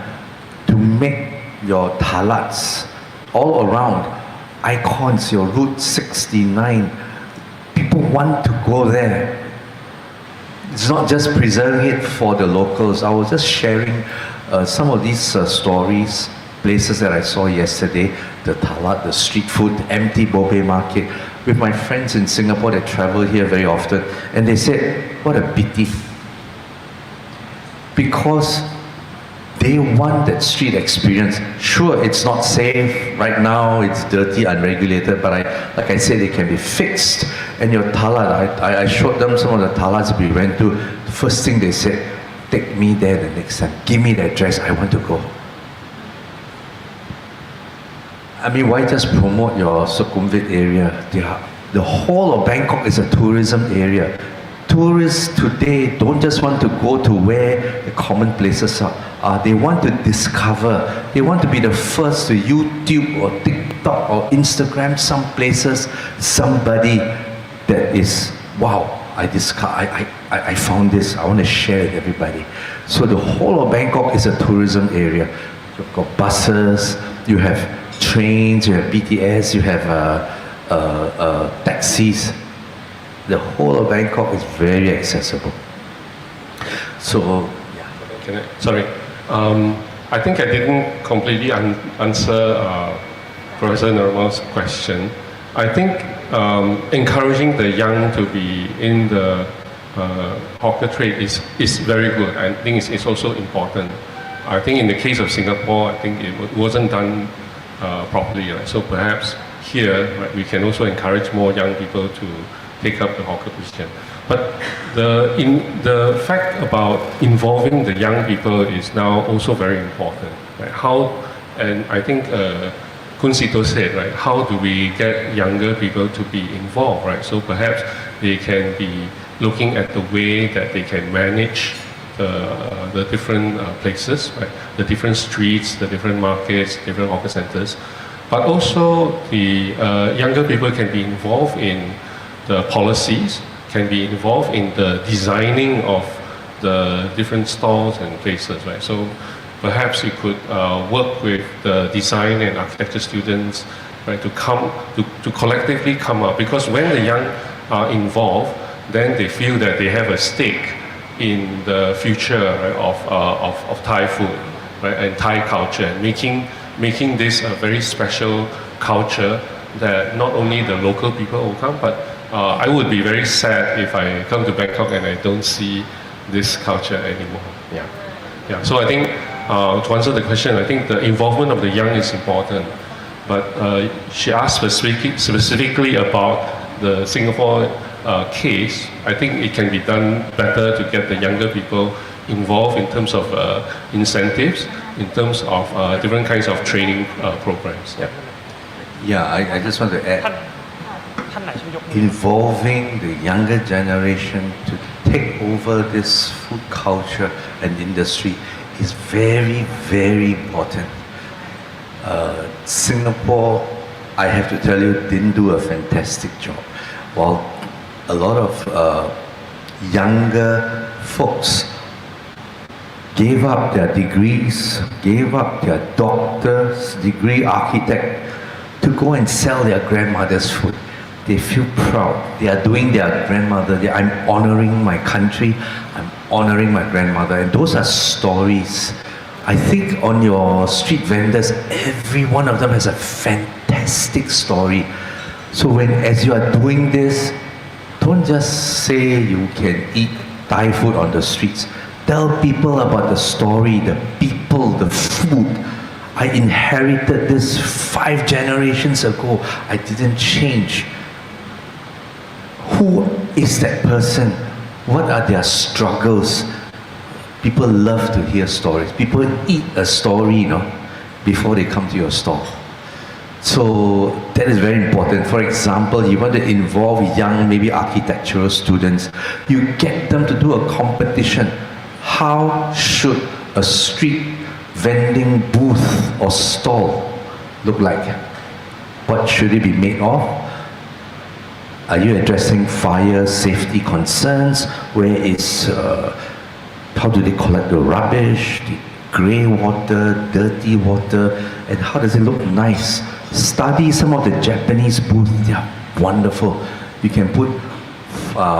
fireproof roofs, 2-hour fireproofs, or you can put whatever material. You challenge them, even put a solar panel, you challenge them. The kids will come up. If there are 50 examples, then you tell your vendors, this is the 50 examples you must follow. And you know what? You create jobs for people who make them and sell them. And there is some kind of uniformity, yet not so uniform. Different types of designer booth for different types of food. And even if they are selling fresh items, fruits, or even clothes or shoes, or even mobile phone covers. So young people are very important. So is there another question?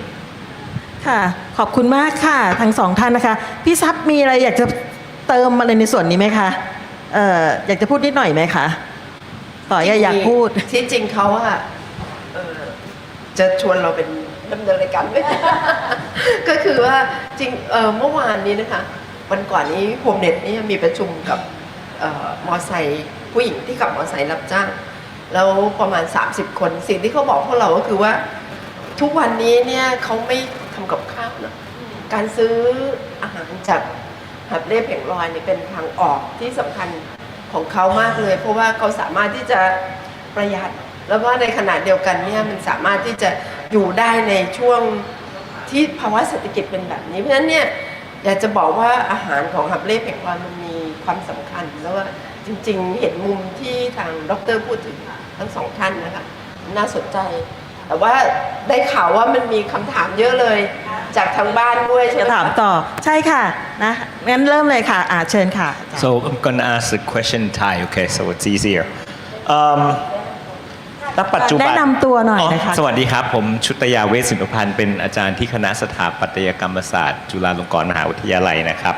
แล้วก็เป็นหนึ่งในคนที่ทำเรื่องวิจัยเรื่องหาบเล่แผงลอยมาประมาณสัก10 ปีเช่นเดียวกันนะครับคือจริงๆแล้วหาบเล่แผงลอยเมื่อก่อนไม่ว่าจะเป็นตลาดนัดหรืออะไรก็แล้วแต่มันจะพูดถึงพื้นที่เนาะเช่นคนที่อยู่ตลาดพลูก็จะมา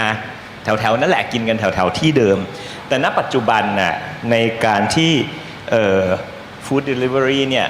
มันเริ่มมีบทบาทเข้ามามากขึ้นนะครับ แล้วผมก็ยังเห็นว่าหาบเล่แผงลอยเนี่ยยังเป็นโครงสร้างพื้นฐานสำคัญ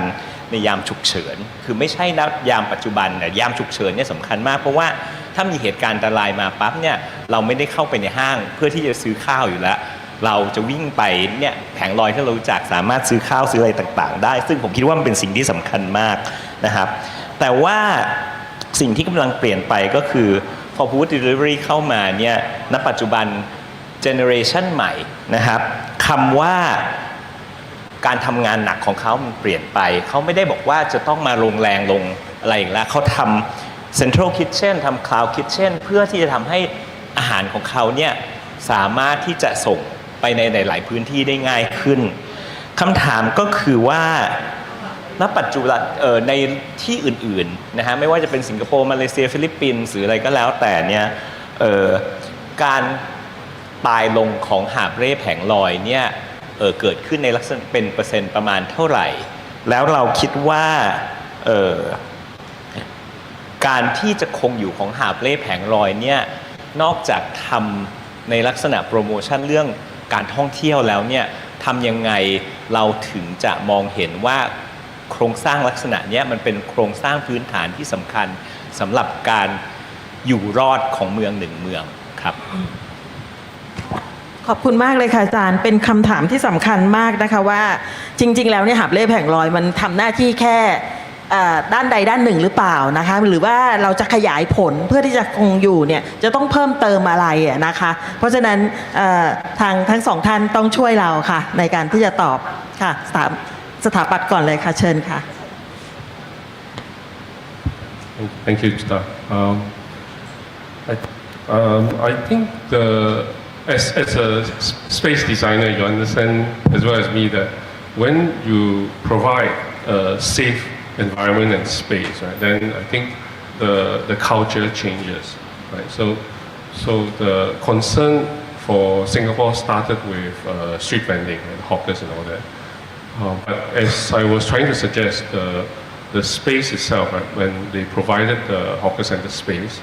the way that people use the space changed as well. So for example, it was actually very good that you have different kinds of food because then, you know, if I'm a Chinese person, I can go and try Malay food, right? I can go and try Indian food. So it promotes that kind of awareness of different types of food. But in providing a safe space, right, I think you also mentioned, right, that nowadays when people work very hard, they just go home, right? They don't cook at home, right? They just buy some food and then what. And in Singapore, a lot of the hawker centers has become like the kind of kitchen for home kitchen for everybody. So some people, you know, they will tell their children, right, let's meet at this hawker center, right? The children return from school, the parents go from, you know, return from work, they meet at the hawker center, and then they have a meal. And then the place is also clean enough for the children to do their homework. So sometimes they just sit there, right, and then do their homework. So the space itself then changes first of all, the perception of food street vending, but also the space then provides a new way of living, you know, your everyday life as well. So I think providing this kind of safe space has a lot of potential, rather than just the initial idea was to get, you know, to solve the street vending problem. But then I think when more and more things are placed into it, right, like the social network, right, then, you know, nowadays it's also common for people to pay forward, right? So if you are generous enough, you can go to a stall, right? You say, I want to sponsor 5 meals, right? So some of the people who are less disadvantaged, they can say, you know, can I come and have, you know, the meal, right, that people sponsor. So new systems can come about when we create new spaces, and creating a safe space and allowing that space to, you know, change, right, and have other users after that is something that I think all of us as architects and designers would like to see happen. Young people, we have the same problem in Singapore. They don't want to stand there 10 hours a day. But if this food culture is advancing and modernizing, there are spaces for a new generation to play, jobs created for them. For example, if all this came back and there's a lot of demand for supplies, meat, fish, vegetables, some hawkers, they don't have the time or the space to marinate everything. These people can provide you central kitchen meats. You just go there and fry. Or they give you a base soup and you go there, you add something to it and it becomes your recipe. So that is an industry the young people can play. They can also address environmental issues. What they can do to provide, they can provide environmental services. I'll keep the place clean for you. And I can think about environmentally safe utensils. Your plates and bowls shouldn't all be plastic. There are already a new generation of ideas coming up. The young people can think to save the planet, to save and to address climate concerns. I want to introduce this type of packaging and find ways to produce it cheap. So you have a statement to make. You're preserving and protecting your street food vending, your street food markets, and also protecting the industry, the environment. So these are good messages which the world will be proud of. So think about it. There are opportunities. Once you bring this back, there are opportunities at the site for a new generation. Of course, some of the new generation wants to come to be a hawker. I've seen your very, very successful hawkers besides Jai Fai. She's so successful, she retired. There's another one, Op Bun Sen Pu Op at Chulalongkorn Road. I think every evening, the whole street is all seats. You're familiar with him, right? Did I say right? Chulalongkorn Road. I love that place. And why would young people want to do that? Because it make money and the young people can travel, buy clothes, buy a house, buy a car, and they do something that they enjoy. How can you beat that? Doing something that you enjoy like what I do. Preserving, promoting world heritage, hawker food culture. อยากจะเติมนิดนึงหันในแง่ที่แบบว่าจริงๆแล้วเขาพัฒนาถึงจุดที่แบบว่าไออาหารริมทางหรือไอฮอกเกอร์เซ็นเตอร์มันไม่ใช่แค่เรื่องอาหารมันสามารถที่จากที่สไลด์ของดร.ไลจะเห็นว่าเขากลายเป็นที่ที่นักการเมืองก็ไปให้การศึกษาเรื่องนู้นเรื่องนี้หรือแม้แต่ที่เราไปเจออย่างที่ดร.ไลพูดถึงว่า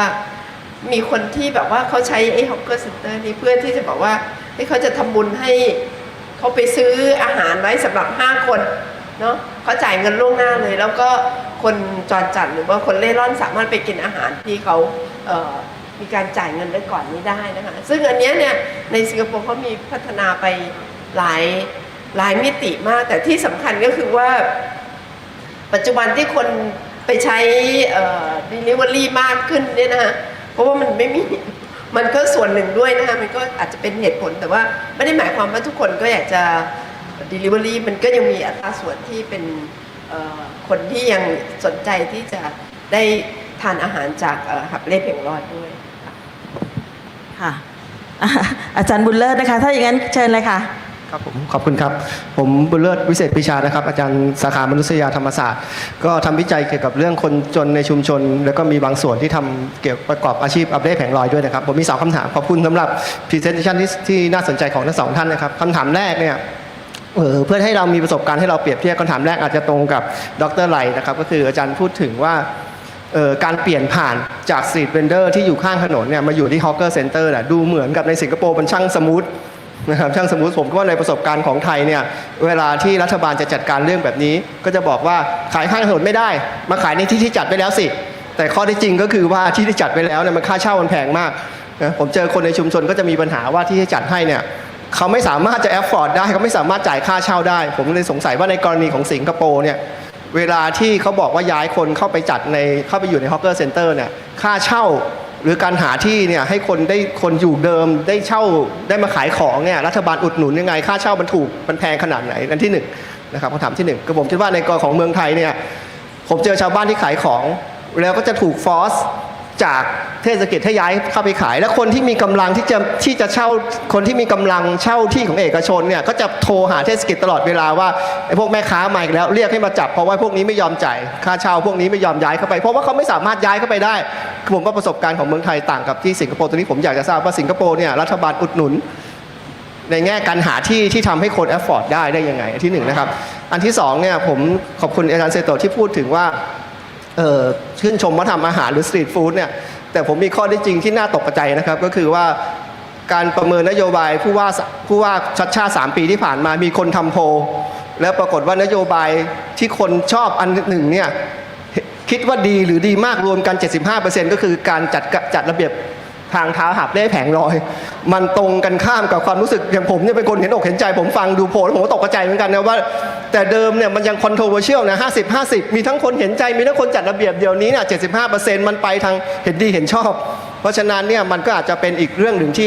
ที่การเจรจาเนี่ยก็มันจะต้องอะไรเรียกว่าอะไรมันต้องทำงานอีกพอสมควรจะทำให้คนเข้าใจเรื่องนี้ครับขอบคุณครับในสังคมไทยนะครับขอบคุณครับ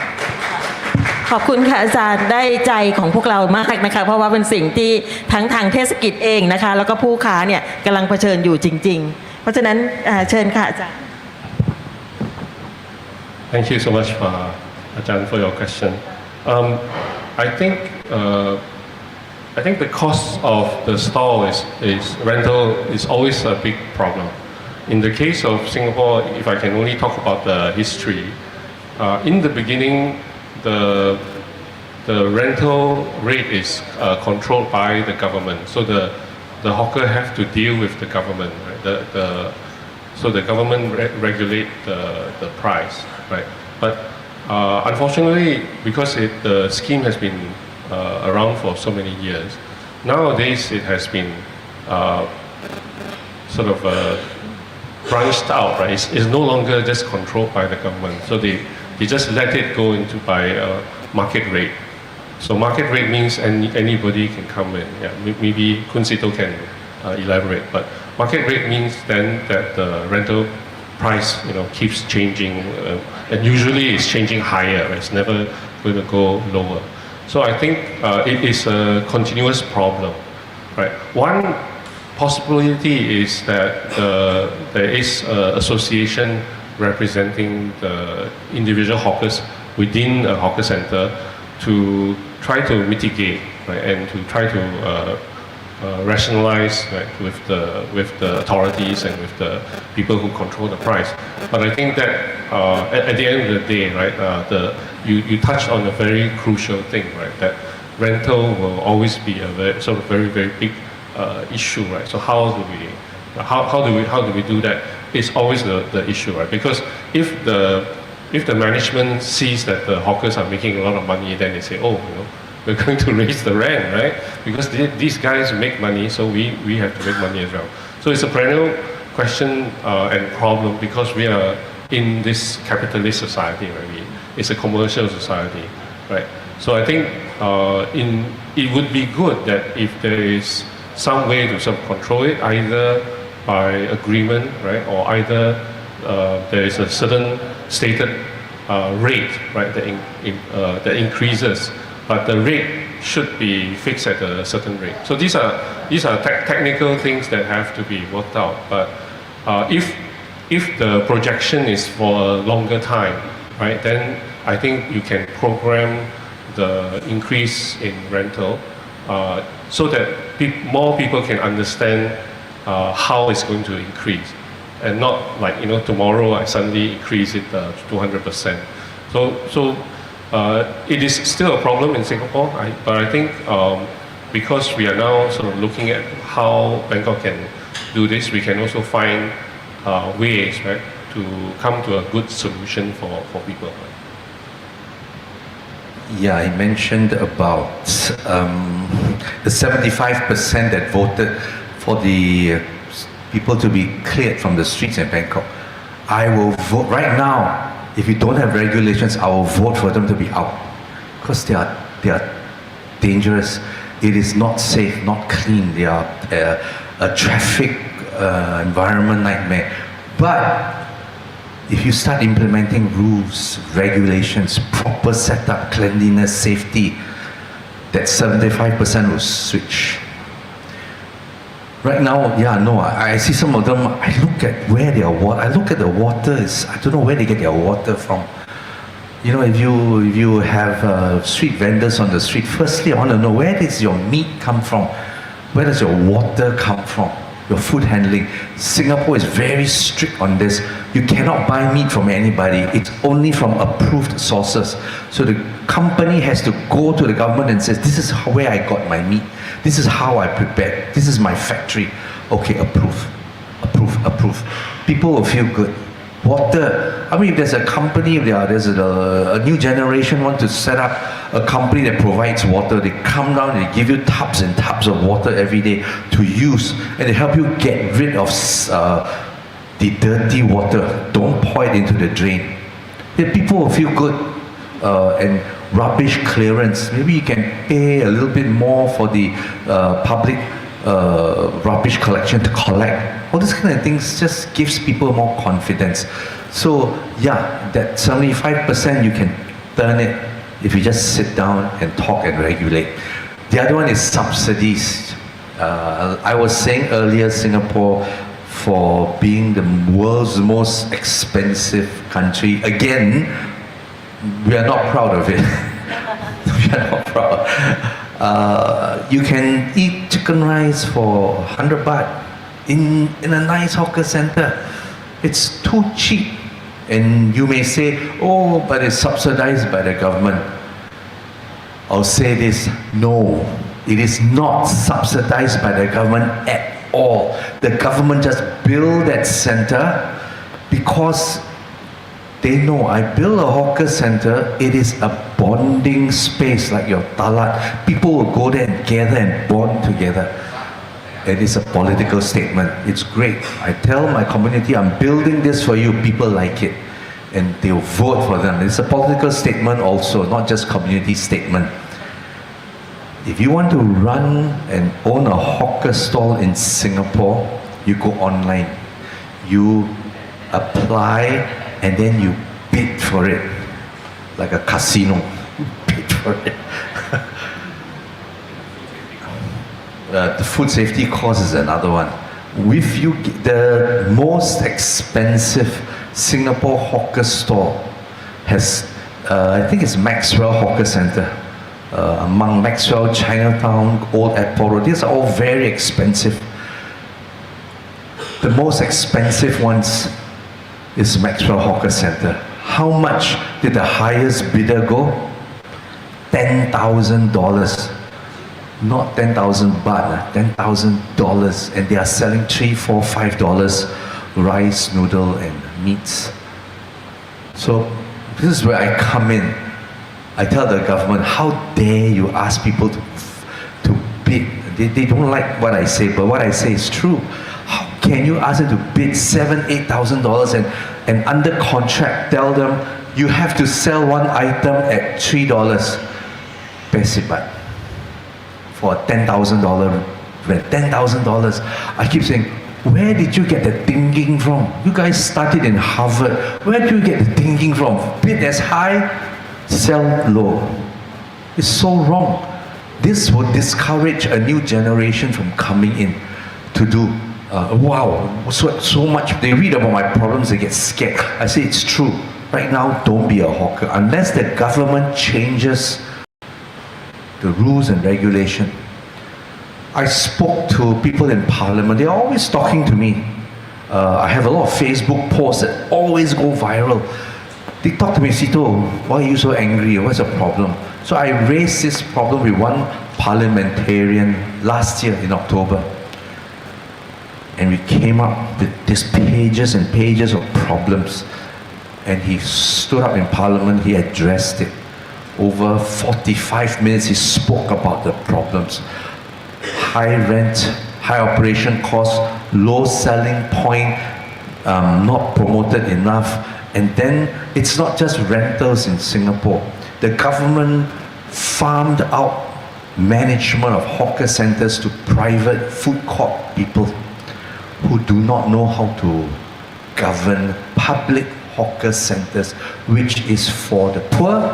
and the common man. So they come in, they operate it like a food court. They charge you a basic rent, and I take a profit percentage. You pay for maintenance $900, and my POS system, you pay for it. And then there's another one. Every morning when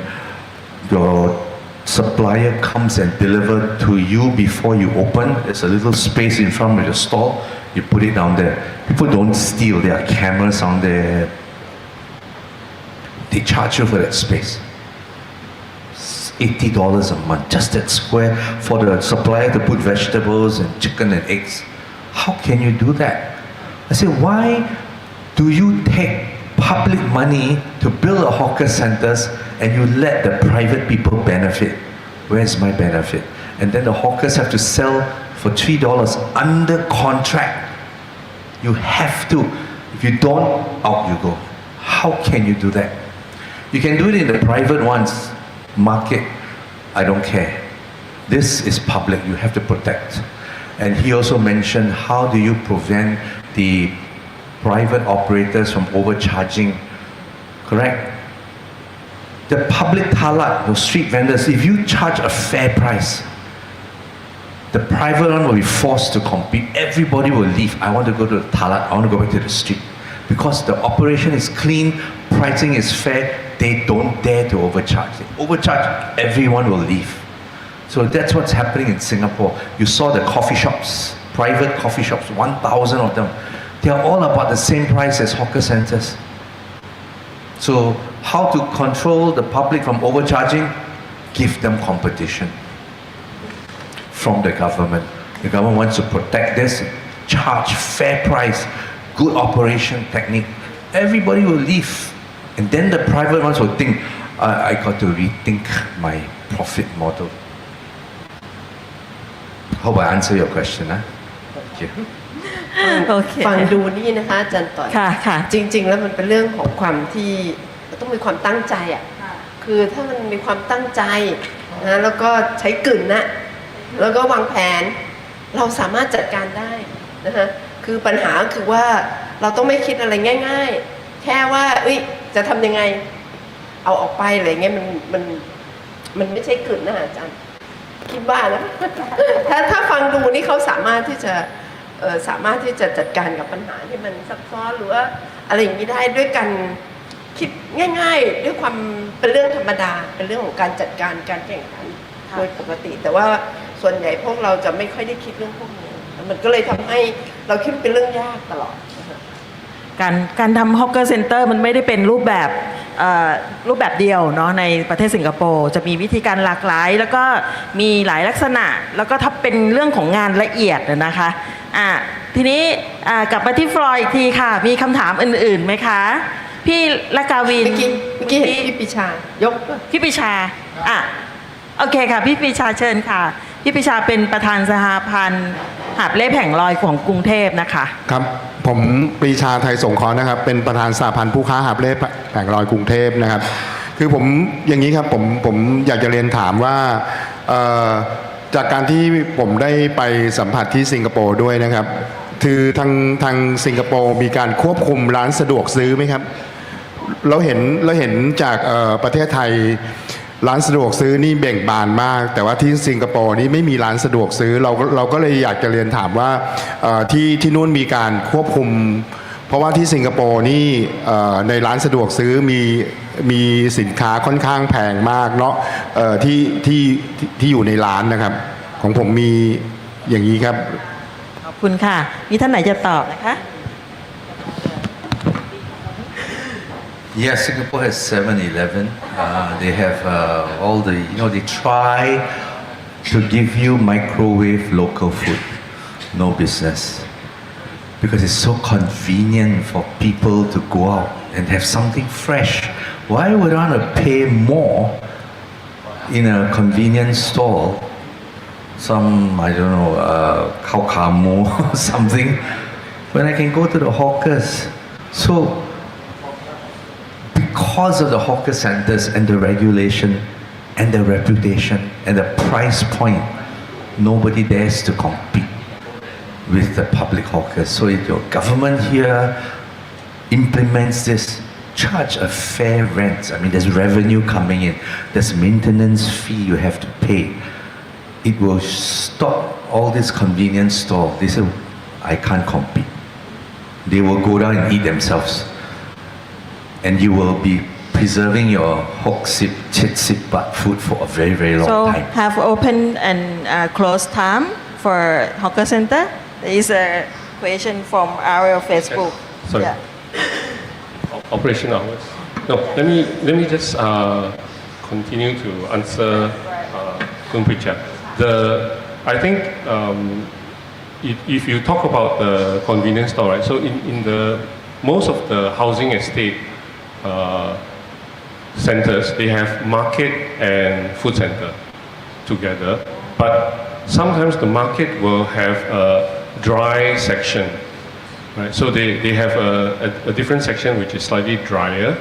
right? And some of the stores that sell convenience things will be in the dry section. And I think when we are planning the design of hawker center, you can have different size store.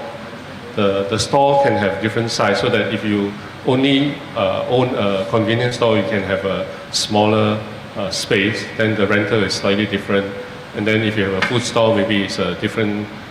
size of space. So I think when you do design like this, then you can cater for different kinds of businesses. So even for convenience store, right, which is not 7-Eleven, they can still run a store inside this big center. Hopefully, I answer your question. I am now talking to somebody in the government to talk about the advanced problems that we are facing. You guys have not reached that problem yet. I have. In Singapore, the problem right now, because the rents are so high, hawkers are coming in only to sell the popular items.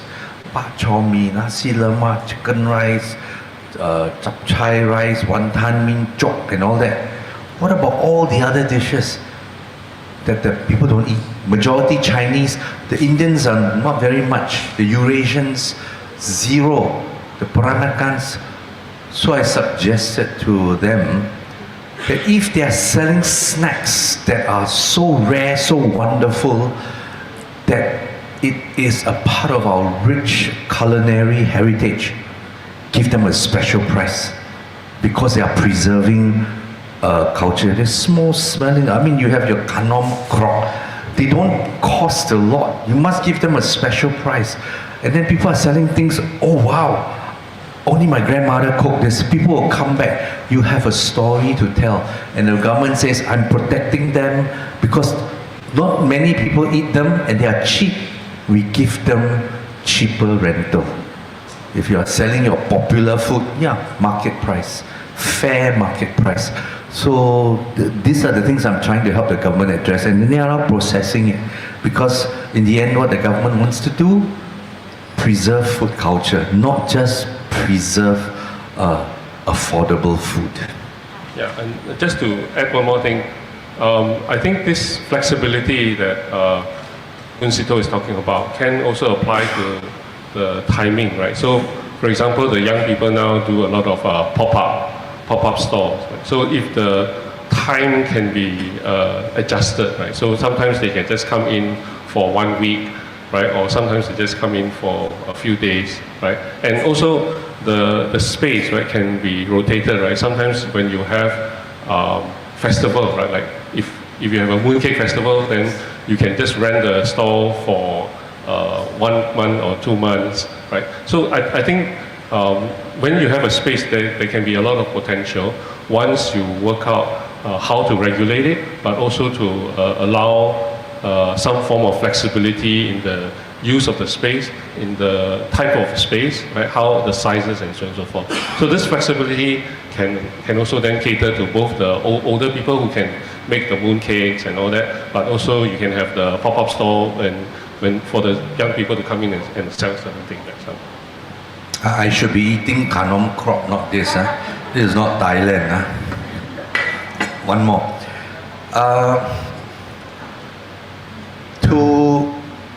They talk about operating hours. In Singapore, the hawker centers have generally two categories, depending on location. If it's a residential area, people will normally do breakfast and lunch. If it's a more popular town area, they do lunch and dinner. So it depends. It's very hard to sell breakfast, lunch and dinner. The hours are too long.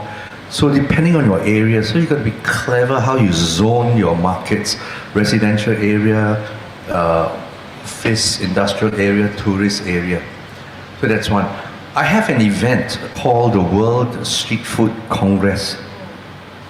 I've been operating it since 2013, and then we stopped during COVID. After doing, my TV show, becoming famous and all that, it was meaningless to be famous and promoting food. I need to preserve. I called up my friend Anthony Bourdain. Hey, you owe me a favor. You owe the hawkers a favor. You must come to my event and talk about the event and preserve. How are we going to preserve the world's heritage flavors? He came. Free. The other people pay a lot of money because he knows what I'm doing. We're trying to help. And India came. NASV,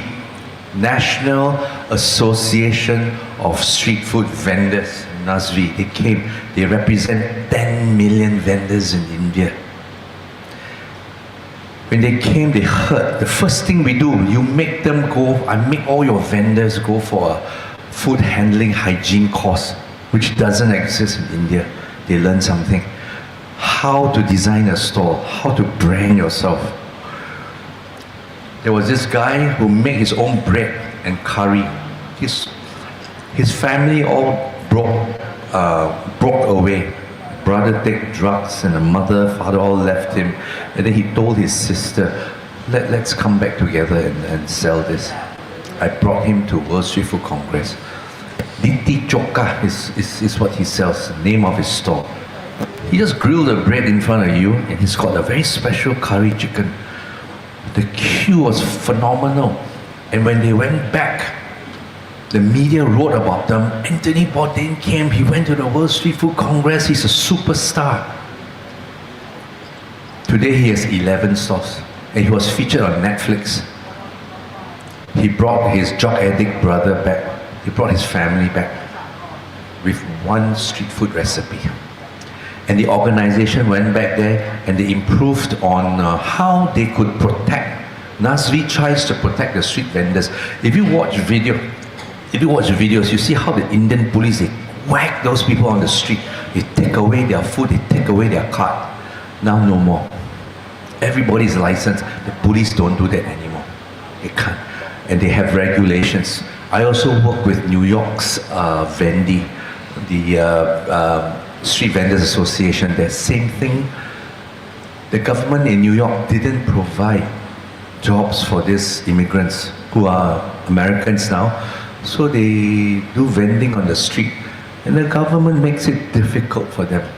Charge them a lot, fine them a lot. So this organization protects all these vendors. So we're also working with them. So maybe if there's an organization here, we would love to all gather up, form one world body and learn from everybody how we should take this street food culture further. Remember this, 80% of the world eat hawker heritage food. So don't underestimate that. โอเคค่ะมีข้างล่างอยากจะถามคำถามไหมคะเหลือเวลาอีกนิดหน่อยอาจารย์จะมีคำถามจากทางบ้านใช่ไหมคะก็มีส่วนหนึ่งก็ตอบไปแล้วนะคะ แต่ว่าเราถามของที่อยู่ข้างในก่อนนะคะโอเคค่ะได้ค่ะ สวัสดีครับผมนัทดนัยนะครับเป็นรองประธานสหพันธ์ผู้ค้าหาบเร่แผงลอยกทมนะครับเอาเข้ามาใกล้ๆสั้นๆนะครับคืออยากเมื่อกี้ผมได้ฟังบรรยายในเรื่องของว่า ฮอกเกอร์เซ็นเตอร์ของสิงคโปร์เนี่ยมีคนดังๆไปเยี่ยมชมแล้วก็ไปเที่ยวนะครับตอนนี้ในมุมมองของท่านวิทยากรทั้งสองท่านนะครับถ้าเปรียบเทียบกับประเทศไทยเนี่ยครับในพื้นที่ของกรุงเทพมหานครเนี่ยพื้นที่แบบไหนนะครับที่น่าจะเป็นสตรีทเวนเดอร์ของกรุงเทพมหานครเพื่อส่งเสริมเกี่ยวกับการท่องเที่ยวครับอยากให้ยกตัวอย่างแบบพื้นที่แบบไหนนะครับขอบคุณครับอันนี้คือหลังจากที่ท่านทั้งสองได้ไปเยี่ยมชมนะคะแล้วก็ทำงานมาอย่างต่อเนื่องเชิญค่ะ Yeah, of course. Your town area, Sukhumvit. Don't. There's areas I saw here. This is a nice area. Some soil, some areas. But of course, if you build a regulated street vending, it's going to be more expensive. Of course, naturally. If you're further out, if you're serving the community, different price. Of course, the food in town you can charge more. No more 60, 80, no more. It's 100, 120 baht. Different.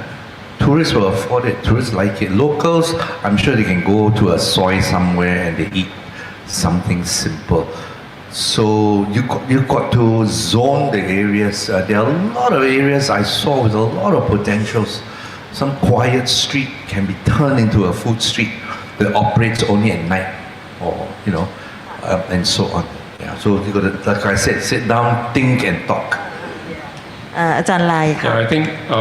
yeah, it's a very important question. Just now I talked about the flexibility of the use of the hawker center space, but I think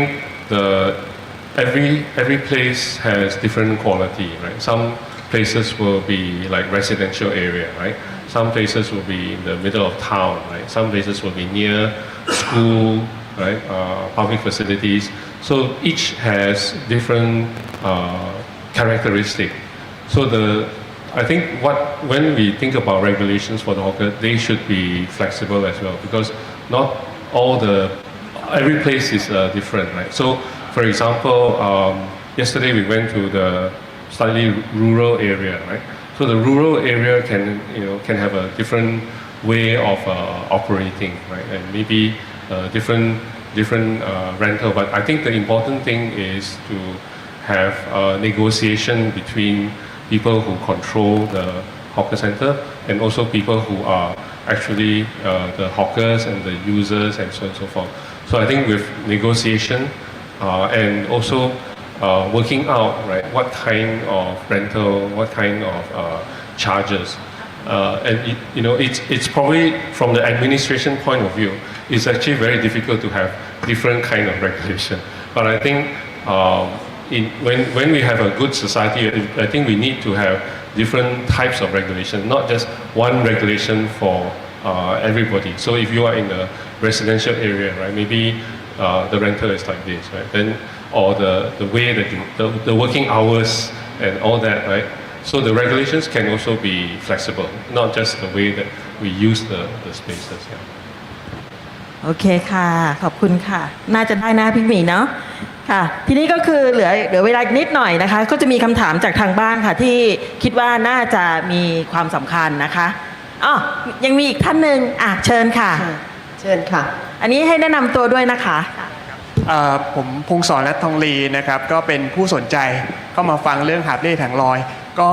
ได้ยินท่านวิทยากรทั้งสองท่านนะครับพูดกล่าวถึงประวัติศาสตร์ตั้งแต่การเปลี่ยนแปลงการทำหาบเล่แผงลอยนะครับ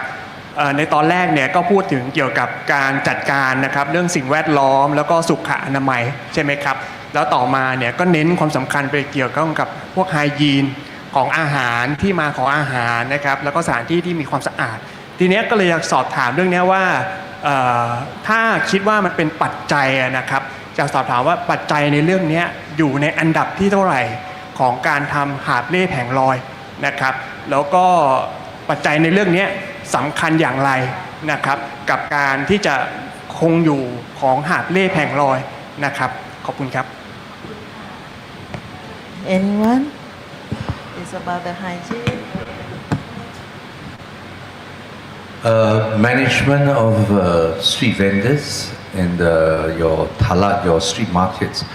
is very important. In Singapore, there is a government agency that goes down and regulate. You don't wear your glove, you are not hygienic, your nails are no good, your water and your how you freeze your and how freeze your food, how you chill your food, how long you keep your food out there. They regulate it. In Singapore, you only keep your food out there for 4 hours. That's a world standard. Unless it's well covered, it's well chilled. So you got to apply international food hygiene regulations into street food. Keep it simple, and you need just 2-3 people just walking up and down, and you spot check. And if vendors violate, after training them, and they violate it, you don't send them to jail. You suspend them and you fine them. So for a week they can't do business and they have to pay. That's very painful. But it's necessary because it's about safety, hygiene, and operations. It's just not just give Thai people a sense of confidence, but the world travelers, they come in, wow, they have regulations now. It's okay. So that is important.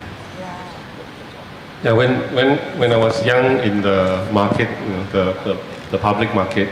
that the government built, you still can see the vendors killing the chicken, right? They cut throat and have blood and all that. So that was in the 1970s when I was young. But after a while, they found that it's not a good practice. So now you cannot have chickens being killed there. And slowly, right, the meat, as Seetoh has said, you have to put it in a chilled container, right? You have to have glass. So that also changed, right? Before that, it wasn't happening. So I think some things change over time, right? So Singapore didn't get it right the first time, right? And so it's down again to knowing what to do and having proper ways of management. โอเคค่ะ thank you นิดหน่อยนะคะค่ะเชิญค่ะ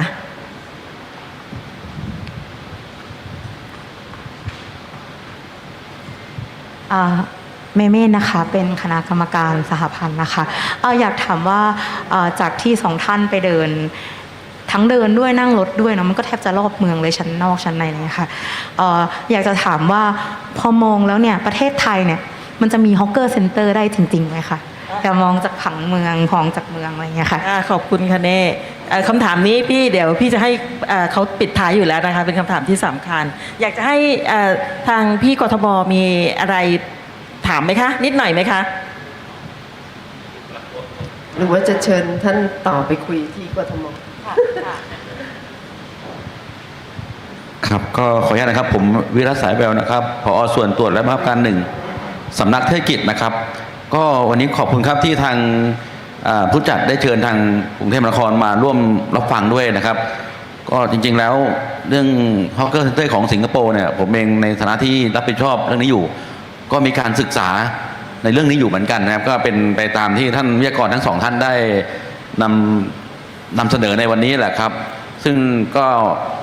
มานั่งวิเคราะห์อยู่พอสมควรแล้วว่า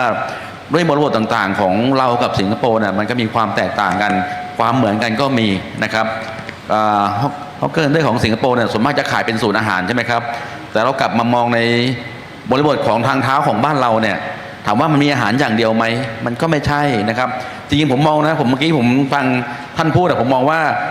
ถ้าทางเท้าของบ้านเราถ้าให้ขายอาหารอย่างเดียวเนี่ยเป็นฟู้ดสตรีทฟู้ดจริงเนี่ยผมว่าพื้นที่เรามีเพียงพอสำหรับคนผู้ค้าเหล่านั้นนะแต่ทุกวันนั้นลองไปดูดิครับว่าทางเท้าของบ้านเราเนี่ยนอกจากอาหารแล้วเนี่ยมีกิฟต์ช็อปมีเสื้อผ้ามีเยอะแยะไปหมดนะครับมันเราขายกันหลากหลายนะครับซึ่งก็ยอมรับว่ากฎหมายเราบังคับไม่ได้เราก็ต้องฟรีทายตามนั้นนะครับก็ดีใจครับวันนี้เราก็กรุงเทพมหานครเองก็คิดเรื่องนี้นะครับแล้วก็ตามนโยบายอย่างเงี้ยมาเริ่มใช้แล้วนะครับเราก็เริ่มจากพื้นที่ของเราเองก่อนนะครับพื้นที่ของกทมนะตอนนี้อย่างที่ด้านข้างกทมเนี่ยเราก็เริ่มทำโครงสร้างก็มีระบบการดูแลเรื่องสุขอนามัยมีการเก็บค่าใช้จ่ายตามกฎหมายนะแต่ว่าถือว่าถูกนะครับในเบื้องต้นเนี่ยเราจะให้สิทธิ์กับคนที่ขายอยู่ตรงนั้นมาก่อนนะครับแล้วก็ต่อไปถ้าเกิดตรงนี้เขาไม่ขายแล้วก็ส่วนอื่นที่มาก็มีการประมูลเข้ามาขาย ก็เป็นระบบทั่วไปนะครับก็มีแต่ว่าถ้าเช่าไม่ได้แพงนะครับแล้วก็มีที่ริมคลองบางลำพูนะครับเราก็พยายามจะปรับปรุงพื้นที่ที่เรามีนะครับจริงๆเราก็มองนโยบายท่านผู้ว่าเข้ามาบอกให้เราไปหาพื้นที่ว่างสิไปประสานหน่วยงานราชการอื่นนี้แต่ปรากฏว่าถามในข้อจริงมีใครให้เราบ้างไม่มีนะครับของการรถไฟเราไปติดต่อเขาบอกได้ยินดีให้แต่ต้องเสียค่าเช่านะครับใต้ทางด่วนการทางพิเศษนะครับหรือแม้แต่ล่าสุดเนี่ยตรงของเขตคลองเตยเนี่ยนะครับเป็นใต้ทางด่วนตอนแรกคุยกันว่าจะให้เราทำทำไมมาบอกทำเองดีกว่าแล้วเก็บค่าเช่าจากผู้ค้านะครับสุดท้ายแล้ว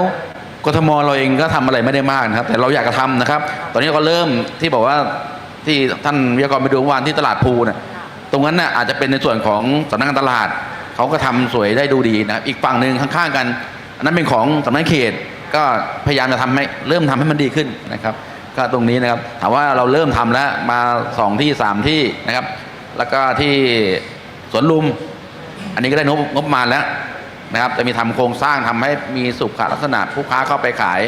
อันนี้ก็อยากให้ทำเป็นรูปแบบนะครับอยากให้ทำให้สวยงามนะครับก็วันนี้ได้มาฟังก็ดีใจครับนะครับก็เราจะได้นำสิ่งที่มาฟังวันนี้ไปปรับประยุกต์ใช้กับพื้นที่ของเราเองเราก็อยากให้มีผู้ค้านะมันไม่ได้ให้มีนะครับบางท่านบอกว่าเมื่อวานท่านไปดูที่เขตดุสิตใช่ไหมครับบอกว่าทางเท้าแค่ 1.5 เมตรจะขายได้อย่างไรอันนั้นเป็นเรื่องของการบริหารจัดการครับพื้นที่เรามีน้อยแต่ผู้ค้าเรามีเยอะเราบอกว่าทางไม่ก็ได้ถ้าท่านอยากขายผู้ค้าอยากขายก็ต้องเกียรติพื้นที่กันแบ่งพื้นที่กันเราอยากให้เยอะแต่ว่าพื้นที่มีเท่านี้เราจะให้คนละ2 เมตร 3 เมตรแล้วบอกแล้วผู้ค้าคนที่ไม่มีพื้นที่ทำไงอ่ะเราก็เห็นใจคนที่ไม่ได้ขายเราก็เห็นใจเราก็บอกถ้าอยู่กันได้ช่วยกันแบ่งปันกันอันนี้เป็นแนวคิดของเรานะครับนะฮะขอบคุณครับผมครับขอบคุณค่ะ so maybe we go to the question of the of Nene as well that talk about the street can we sell in the street or we just need to have only hawker center only something like that Can they ask can Bangkok have hawker centers? Yes, I think it's a mix. You can do a mix of hawker center and street food stalls. The Tulaphan and now you talk about Lumpini. Fantastic ideas. Lumpini. If you're gonna set up down there, it has to have a different thinking. You're gonna get a lot of tourists down there, and if you're gonna do it at Tulaphan, and I saw. Tulaphan has people selling vegetables and seafood. Now, if you look at Singapore's hawker center, if you go out to the big ones in the heartlands, they don't just sell food. There is one floor dedicated to selling what they call lock-up stores. You put clothes there, you sell electronics, you sell phones or whatever, dry goods. Repairs. People sell Chinese tea. Some people sell gold. There was hawker stores selling gold bars in Singapore. You don't know that. And there's another floor that's wet market, vegetables, meat, seafood. So these were the 3 types of vendors that was found in the street 50, 60 years ago. They sell dry goods. They sell cooked food. They sell market vegetables. So if you are to do your Lumpini market and you can put somebody selling down there pork, moo or fish or vegetables, that won't work. No tourists or people in that area will want to buy fresh pork down there. Sell it out in the markets. You have those 3 types. They sell things, they sell food, they sell fresh produce. So this is also managed by my government. Although no young people will come up and want to sell you pork on the streets, that's a problem they are facing. Although I see some young hawkers, graduates, they came up, they took up a cheap hawker stall in Chinatown. They sell Wagyu steak and they design their stall like a Japanese stall. There's a queue for it. Young people will go there. They want to buy Wagyu 5, Wagyu 3, Wagyu 4. Because that guy has a story and he's relatable to a new generation. And the design of the stall is very attractive. So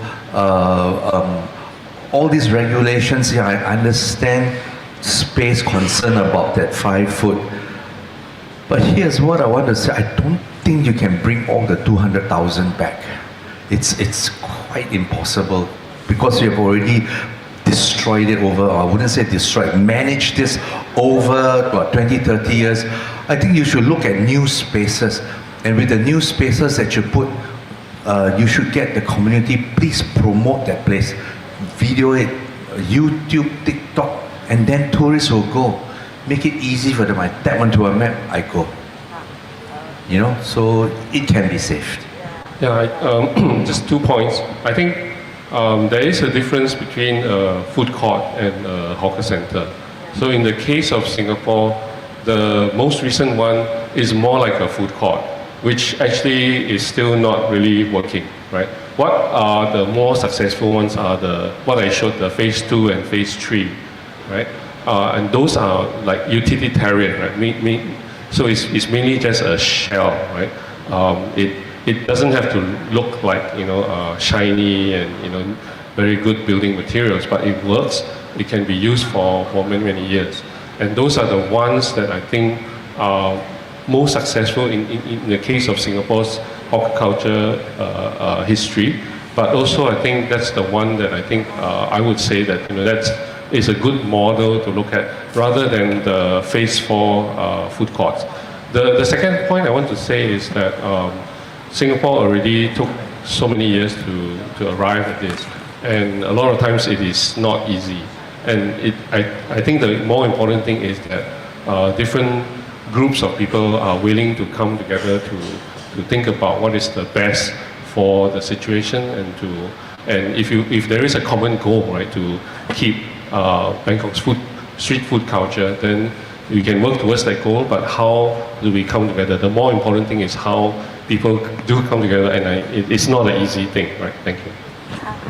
Yes, to talk about the new generation phase 4 hawker centers, I wouldn't say it's a bad thing. It's very nice. The ceiling is very high. They have big fans. Everywhere you go, it's cool and windy.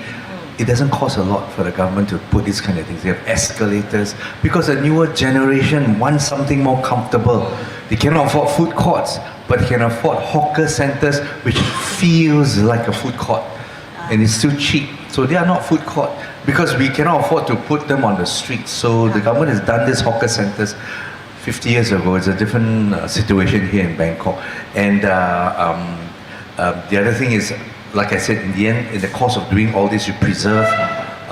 all this food culture. A new generation will come and want to do this. Okay, ค่ะ โอเคค่ะทุกท่านคงจะพอใจแล้วเนาะแต่ว่าเหลืออีก5นาทีค่ะก็อยากจะให้ใช้สิทธิ์ยัง เอาถ้าอย่างนั้นให้1นาทีนะคะก่อนที่ต่อยจะขออีก1คำถามสุดท้ายนะคะค่ะก่อนที่อาจารย์ต่อยจะถามก็คือฟังแล้ววันนี้เป็นวันที่เรารู้สึกว่าเรามีแรงบันดาลใจเนาะเพิ่มขึ้นแล้วก็ในขณะเดียวกันเราเห็นโอกาสอ่ะมันไม่ใช่เราคุยกันทุกครั้งที่เราคุยกันแล้วมันมองไม่ค่อยเห็นโอกาสว่ามันจะมีการ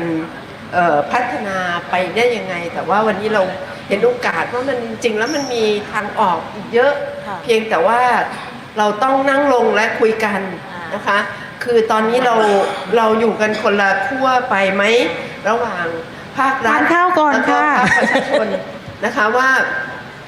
ทำยังไงถ้าเรามันไม่มีเวลาที่จะมานั่งขัดแย้งกันละนะคะสิ่งที่มันควรจะทำก็คือว่าเราจะทำยังไงที่เราจะเอาทั้งสองฝ่ายเนี่ยมานั่งคุยกันแล้วหาทางออกร่วมกันไม่แน่นะคะเราอาจจะตั้งบริษัทขึ้นมาเสนอกทม.ที่จะจัดการเรื่องหักเลขแผงลอยนะคะแล้วก็เชิญอาจารย์2ท่านนี้มาเป็นที่ปรึกษานะคะแล้วก็มาลงทุนร่วมกันกับทางกลุ่มหักเลขแผงลอยด้วยอะไรอย่างนี้นะคะก็คือเราเห็นว่ามันมีโอกาสอ่ะนะคะมันไม่ใช่มีแต่ปัญหาตลอดอย่างค่ะโอเคค่ะอันนี้แหละค่ะคือคำถามของต่อยที่จะถามมันเป็นคำถามสุดท้ายนะคะว่าเราจะทำยังไงในอนาคตของกรุงเทพมหานครก็เลยอยากจะให้ทุกท่านทั้ง3ท่านนะคะพูดสัก2นาทีซึ่งพี่ซับใช้สิทธิ์นั้นไปแล้วนะคะไปแล้วนะคะทีนี้ก็คือเหลือกลับมาที่2ท่านนะคะว่าเราจะทำยังไงดีกับที่จะทำให้ หาบเล่แผงลอยการจัดการหาบเล่แผงลอยในกรุงเทพมหานครเนี่ยอะไรนะคะเขาเรียกว่าอะไรนะมีความยั่งยืนมากขึ้นแล้วก็มีการมีส่วนร่วมเนาะ inclusive ใช่ไหมคะภาษาไทยนั่นแหละมากที่สุดแบบนั้นอ่ะวินนั่นนะคะยังไงนะคะขอไม่เกินคนละนาทีครึ่งค่ะโอเคค่ะเชิญค่ะ First thing you have to do is ask, why do you want to preserve this? Secondly, how? Thirdly, sit down and talk with the BMA. I think they got some ideas now. You are not so clashing now. First thing, we got to sit down and talk with them. Is like, why? You're preserving livelihoods. 100 over 1,000 people and their families too. You can preserve affordable food culture, create revenue, and generate tourism.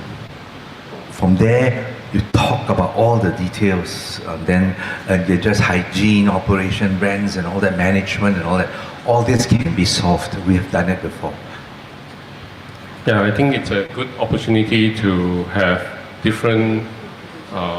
groups of people, right, old people, young people, to come and talk, right, the officials and the NGOs and all that. I think if there is a platform to do this, working with the universities, working with other organizations, I think from what I saw yesterday and all that, and my past experience coming to Bangkok, the street food culture is a really important thing and very unique thing. It has changed over the years. It was affected by COVID, but I think it's a good point in time to think about, right, how we can collectively make street food culture a very unique experience and something that's also connected to livelihoods, to daily life for the future. So thank you very much for inviting both of us. ค่ะขอบคุณค่ะก็จบเลยนะคะขอเชิญทุกท่านรับประทานอาหารนะคะเพื่อที่เราจะได้เริ่มวันใหม่ในการที่จะอะไรนะคะมีโอกาสให้กับโอกาสของสตรีทเวนเดอร์ของเรานะคะเชิญค่ะสตรีทฟู้ด เราไม่มีสตรีทฟู้ดนะคะแต่เราเชิญมาค่ะโอเคครับขอเสียงปรบมือให้กับวิทยากรทั้ง4ท่านนะครับอาจารย์ไลนะครับอาจารย์ซีโตสแล้วก็พี่ซับแล้วก็อาจารย์วิชยานะครับอาจจะก่อนปิดนะครับอยากรบกวนให้พี่ซับกล่าวอะไรสักเล็กน้อยนะครับเพื่อที่จะกล่าวปิดครับหลังจากพี่ซับกล่าวปิดแล้วเดี๋ยวอาจจะรบกวนเชิญถ่ายรูปร่วมกันด้านหน้านะครับก็ต้องขอบคุณทุกท่านเลยนะคะแล้วก็โดยที่สำคัญก็คือต้องขอบคุณอาจารย์ทั้งสองนะคะทำให้อย่างที่บอกว่าวันนี้มันมีหวัง มีกำลังใจที่จะขับเคลื่อนไปข้างหน้าแล้วก็ขออนุญาตขอบคุณอาจารย์พิษด้วยเนาะเพราะว่าอาจารย์พิษจริงๆก็คือเป็นคนที่เชื่อมต่อทำให้พวกเราได้รู้จักอาจารย์ทั้งสองท่านนี้นะคะคิดว่าสิ่งที่เราได้เรียนรู้วันนี้เนี่ยทั้งภาครัฐและเอกชนจริงๆแล้วเนี่ยมีคนอยู่ในFacebook หลายคนที่สนใจนะคะแล้วก็อยากจะบอกว่าสื่อมวลชนหลายกลุ่มก็สนใจแล้วก็มีคำถามกลับมาเราคิดว่าณจุดวันนี้เนี่ยคงจะเป็นจุดอีกวันหนึ่งซึ่งเราจะมาเริ่มทำงานด้วยกันด้วยความหวังว่าเราจะเห็นสิ่งดีๆเกิดขึ้นในเมืองนี้ไม่ใช่แค่เรื่องตึกนะคะเพราะว่าเมืองมันมีทั้งคนเนาะซึ่งถ้าเมื่อไหร่ที่เราเห็นคนเป็นศูนย์กลางเห็นคนที่จะอยู่ในเมืองนี้ต่อไปร่วมกันได้เราคิดว่าเรายังมีทางออกอีกเยอะในวันข้างหน้าค่ะขอบคุณมากค่ะครับขอบพระคุณนะครับในนามของผู้จัดนะครับสถาบันวิทยาสังคมนะครับมูลนิธิเพื่อการพัฒนาแรงงานอาชีพนะครับแล้วก็สสสนะครับขอบพระคุณท่านวิทยากรนะครับแล้วก็ผู้เข้าร่วมทุกท่านนะครับแล้วก็ทุกท่านสามารถติดตามกิจกรรมดีๆได้ที่เพจ Facebook สถาบันวิทยาสังคมนะครับแล้วก็ทาง Homenet Thailand นะครับก็ในลำดับต่อไปนะครับขออนุญาตถ่ายภาพวิทยากรทั้ง4ท่านภาพหนึ่งนะครับหลังจากนั้นก็ขอเชิญพวกเราถ่ายภาพร่วมกันกับวิทยากรนะครับเชิญ take a photo session นะครับโอเคครับแล้วก็อาจารย์อยู่ตรงนั้นเลยครับสเตย์แล้วก็พวกเรานะครับขอเชิญถ่ายรูปร่วมกันนะครับเชิญมารวมตัวด้านหน้านะครับครับเชิญเลยนะครับ แล้วก็หลังจากที่ถ่ายรูปร่วมกันแล้วนะครับรบกวนให้ทุกท่านนะครับมีคูปองอาหารนะครับที่ด้านหน้านะครับแล้วก็ทานรับประทานอาหารร่วมกันก่อนนะครับ